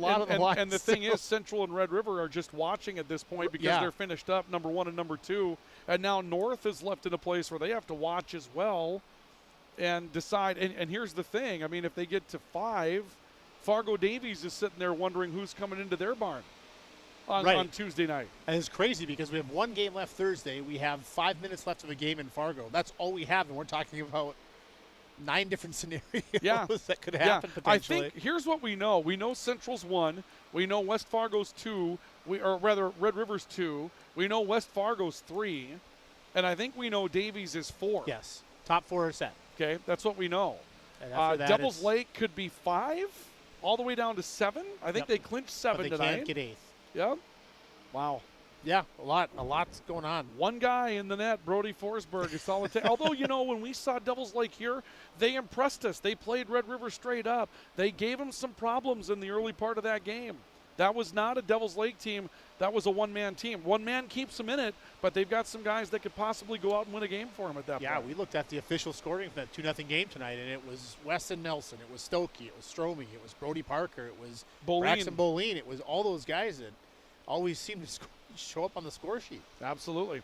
Post-game report continues next. We'll take one final break. We come back with our player awards and wrap this one up this evening from Eagles Arena. Your final score is 7-1 Red River over Fargo South-Shanley. We're back to wrap things up on our post-game report, brought to you by Spray Advantage and Lake Region State College next. Pro Ag in Grand Forks and Grafton carries the equipment and parts on hand to make your farming operation run smooth. They carry all major brands like Honeybee, Alloway, Amity, Artex, Hardy, Capello, Monosem, Pickett, Wilrich, and Black Ace. So whether you're trading in, buying, or just need parts, go to ProAgEquip.com to see everything Pro Ag has to offer. When you need the right part for your pickup, head to Northwood or call Mike's Custom Truck. Amanda will drop ship any part you need: turbos, upgraded fuel pumps, Edge products, and more. Mike's Custom Truck, 587-6335. From tears in your car, truck, boat, or farm equipment seats to making boat covers or complete restorations of the interior of your hot rod, Finest Auto Trim in Grand Forks can make the inside of your rides look brand new again. Big or small, at Finest Auto Trim, we can cover it all. To check out our services, go to finestautotrim.com or stop out on Demers Avenue in Grand Forks. Your local Circle K and Holiday Station stores are proud to support high school activities. Stop by the new Circle K location at 1316 South Washington Street for not only gas, but a wide array of hot and cold food, snacks for everyone, and a car wash. Open 24/7, 7 days a week. Since 1972, Jarrell's Sports Center and Hockey World has provided year-round sporting goods, apparel, and of course, hockey equipment and training tools. You'll also find they have a state-of-the-art skate sharpening machine to give you the edge you need. For anything sports, stop into Jarrell's and Hockey World. Add a pop of color and excitement to your next celebration with Balloons by Misty. Their one-of-a-kind balloon design skills and creativity will make your event unforgettable. It's always a party at Balloons by Misty. Visit balloonsbymisty.com today. We welcome you back to our post-game report this evening. We continue our post-game brought to you by Spray Advantage, everything you need for spraying an application on your farm. And Lake Region State College. At Lake Region State College, we change lives. Sam Jensen telling us that the game between East Grand Forks and Thief River Falls is now in overtime over at Civic Center Arena. It's a 1-1 matchup as they go to overtime over there, and that is currently on KNOX Video Channel 2. If you want to find that on our website, knoxradio.com, the sports tab, the live sports link is where you'll find it. But that game is currently in overtime over at Civic Center Arena with East Grand Forks and Thief River Falls tied up at 1 as they go to overtime. Wow, that's a tough turn of events for East Grand Forks. Here tonight, Red River wins by a score of 7-1, locked up the number 2 seed, and put the bottom half of the conference in kind of a scramble to see what's going to happen in the final day of regular season hockey on Thursday before play-ins coming up on Saturday. Our post-game report continues. Brought to you by Spray Advantage, everything you need for spraying an application on your farm, and Lake Region State College. At Lake Region State College, we change lives. Well, let's take a look at our player awards that we have for tonight. We'll start with our Goals Against Hunger this evening. And Goals Against Hunger is presented tonight by Northland Community and Technical College. At Northland Community and Technical College, they're your route to the liberal arts degree that you're looking for to continue or start your educational journey at Northland Community and Technical College. And they have partnered with KNOX Sports throughout the course of the season to combat hunger in our area with Goals Against Hunger. As our teams score, money is raised to fight hunger at the Pioneer Food Pantry in East Grand Forks. And tonight, Northland Community and Technical College will donate $7 to the Pioneer Food Pantry on behalf of our coverage of Goals Against Hunger tonight. As the Riders scored 7 goals this evening, $7 raised to combat hunger tonight at Pioneer Food Pantry, courtesy of Northland Community and Technical College. Our next award tonight is our celebration of the game, and it's brought to you by Balloons by Misty. It's not a party until the balloons arrive at Balloons by Misty. Balloons by Misty has been doing work on national stages. You've seen their work on network television as of late, covering some of the political agendas that have been out there for the campaign season. They've also done work with UND and NDSU throughout the course of the year. And remember, it's just not a celebration until the balloons arrive, and that's brought to you tonight by Balloons by Misty. And for our celebration of the game, you know what, Cullen? I called it, so I'm going to use it tonight. Cullen Rost getting his first goal tonight. This will be Cullen from the high slot picking up the goal, and he doesn't even react to it. Just a very slow, lazy celebration with the team there at the end. Cullen Ross getting that goal tonight. And our celebration of the game brought to you by Balloons by Misty. It's not a party until the balloons arrive. Brought to you tonight by Balloons by Misty. Now on to our 3 stars of the game this evening. 3 stars brought to you by PS Garage Doors. They've been serving the region for over 50 years. PS Garage Doors, where the PS stands for perfect service. Call 772-DOOR if it's time for service on your garage door. Any make and model of garage door, they have you covered at PS Garage Doors. Call 772-DOOR. That's 772-DOOR. And if it's time for a new garage door, they've got painless shopping, another thing that the PS stands for. You can find them, their warehouse, 4733 Demers on the other side of the I-29 overpass in Grand Forks on Demers. Call 772-DOOR. 3 stars the game. And I knew that a couple of guys on that second line were going to jump out there when it comes down to those stars of the game, because Dallas Jackson, Griffin Hoganson had great games tonight. But I was wondering who Ryan Kuntz is going to pencil in as number 3 tonight. Rhino, who's it going to be? What are you looking at there? This one was tough. I'm sure it was. Wassy had a couple points. Yes, a lot of guys had one. Yep. But I'm going to go with one guy who had an assist. It was a goal that we talked about a lot. I'm going to go Cam Urian. Not just for the assist. I just thought he had a great game tonight overall. That was just a cherry on top. I thought he played great. Said his name a lot. I'm going Cam Urian. He's not a guy we're going to say a lot to get a 3 stars, but sure, let's give it to him. Well, and he stepped into a lot of plays like you mentioned early. Just good. And he's been elevating his game as well throughout the course of the second half of the season. I like also. the way he played. Yep. Cam Urian, number 3 star, number 2. Let's go. Man, this one's tough because you can kind of flip-flop these. But you know what? I'm going to change my mind. I'm going to go Griff Hoganson 2. Griff Hoganson 2 goals and assists tonight. Now, you were leaning 2 goals, meaning number 1. But I, like you, thought Griff Hoganson had a great game. But Dallas Jackson really flew around and made some things happen tonight that don't go on the score sheet. And so I might feel 51-49 your way as well. Dallas just edging him out for the number 1 seed or number 1 star tonight. Yeah, I just like his energy tonight was just, he was all over the ice. He was great shorthanded. He was great 5-on-5. I thought he set the tone early in the game. I thought his energy continued throughout the game. Everything he did tonight was great. High energy, high pace. We'll go Dallas Jackson 1 tonight. So 3 stars of the game. Cam Urian, number 3. Griffin Hoganson, number 2. Dallas Jackson, number 1 star of the game. Brought to you tonight by PS Garage Doors. Call 772-DOOR. And our final award tonight, the Finest Auto Trim, finest cover of the game. It's brought to you by Finest Auto Trim. Big or small, they cover it all. Finest Auto Trim, specializing in the recovery of vehicle and marine seats. Now's the time to start getting that hot rod work done. If it's time for that summer driving season or that spring driving season coming up, now's the time to get out there and get that work done, and they can do that for you at Finest Auto Trim. So stop and see them. Also, those of you we've been talking about getting out of the field and scratching around a little bit throughout the course of the night, now's your time to get that done as well. Get those implement seats into Finest Auto Trim so that they have the opportunity to recover those, put the support in them that you need so that you have what you're looking for to get your work done this spring. Finest Auto Trim, big or small, they cover it all. Boy, when it comes down to what we have tonight, I think at the end of the game, did we not see, was it Ulmer or Holgensen that sold out and blocked a shot off the side of the body down here when South-Shanley was attacking? Maybe that was in the second period. Well, there was a 2-on-1 where Brecken Holtberg dove on a cross ice pass or a shot. So I was considering that, but I think I'm going to go a different route. I think I got one. Okay. Senior night? Sure. I'm going to go Spencer Vetch. You know what? I was thinking Spencer Vetch just for the way that he hit guys and played physically tonight. Those are great plays. He set the tone physically. He had 3 or 4 monster hits, had probably 3 or 4 next-level hits. He was flying around. He was causing problems. I liked it, yep. Tonight he was a guy that I would not have wanted to been on the ice because he was hitting anything that moved. So I'm going to go Spencer Vetch tonight. I like it. Spencer Vetch wins our finest Auto Trim finest cover of the game. Okay, we're going to wrap it up with that. Thursday night, we're over at East Grand Forks to wrap up that regular season. The Green Wave will take on the Roseau Rams coming to town that night. That's a 6 o'clock start, by the way.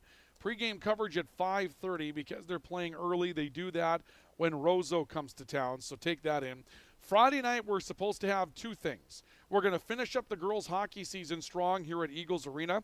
The Grand Forks Knight Riders are at home this weekend to play 2 games. They've got Jamestown on Friday, and they have got Legacy on Saturday. We'll have both of those games for you. Also, we're supposed to have girls basketball coming up on Friday. Girls basketball between Grand Forks Central and Fargo South, I believe that is. That's over at or at Central High School. But I believe there's no JV game or no sophomore game there. So they're looking at 6:45. It seems like the battle of attrition is beginning to be lost, and we're losing some varsity games and things like that as we go along here at the end of the season. So, and then a reminder, next week we are the official outlet for Eastern Dakota Conference hockey tournament coverage. We'll have games on Tuesday, all 4 on Friday, 3 on Saturday. We have yet to announce our broadcast schedule because how can you? We have no idea what's going on with those Tuesday games because we don't know who anybody's playing yet. It's that simple. We don't. Yeah, we're waiting to see. One last update. Have we got one more? North and Devils Lake can be 5 or 6. West Fargo, Cheyenne, 7 or 8. Okay. South-Shanley, 7 or 8. It was 7-3 last check. By the way, Bryce Mattern ended with 5 points tonight. He's got 79. Oofta. The record, the state of North Dakota, is 99 by Mike Peluso in 1992. Now, is that postseason and regular season? Yeah, just this season. Okay. So he needs 20 points. In max of 6 games. Okay. I mean, at the clip he's on. Yeah. If he gets all 6 games, he's going to have some doozies in there, so he might not. But last time he played Red River, he had 5. If they were to make the state tournament and they were to drop a game in the quarters of the semis and they're in a third-place game or a consolation game, that should be the Bryce Mattern show at that point, just trying to get him to 100 at that point, right? Just trying to get 100. He might be trying to get 100 in that game. By the way, East Grand Forks survives and wins in overtime tonight. That may save their season. They lose that game to Thief River Falls. Yeah. They may be looking at like a 4 seed in the section tournament.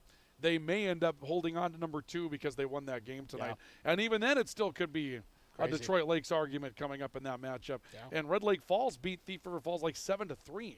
So that's going to be a tough seeding meeting over there that goes on in the section tournament. All right, we got to wrap things up. Thanks to everybody for joining us here this evening. Thank you to Luca Carpenter, who was here with our video coverage tonight. Rhino, as always, thanks to you. We'll see you on the east side on Thursday. Appreciate you being here again. Be there. Ryan Coots joining us tonight for color commentary and analysis. The Riders win it. They're the 2 seed in the East region. Final score tonight, Red River 7 and Fargo South-Shanley 1.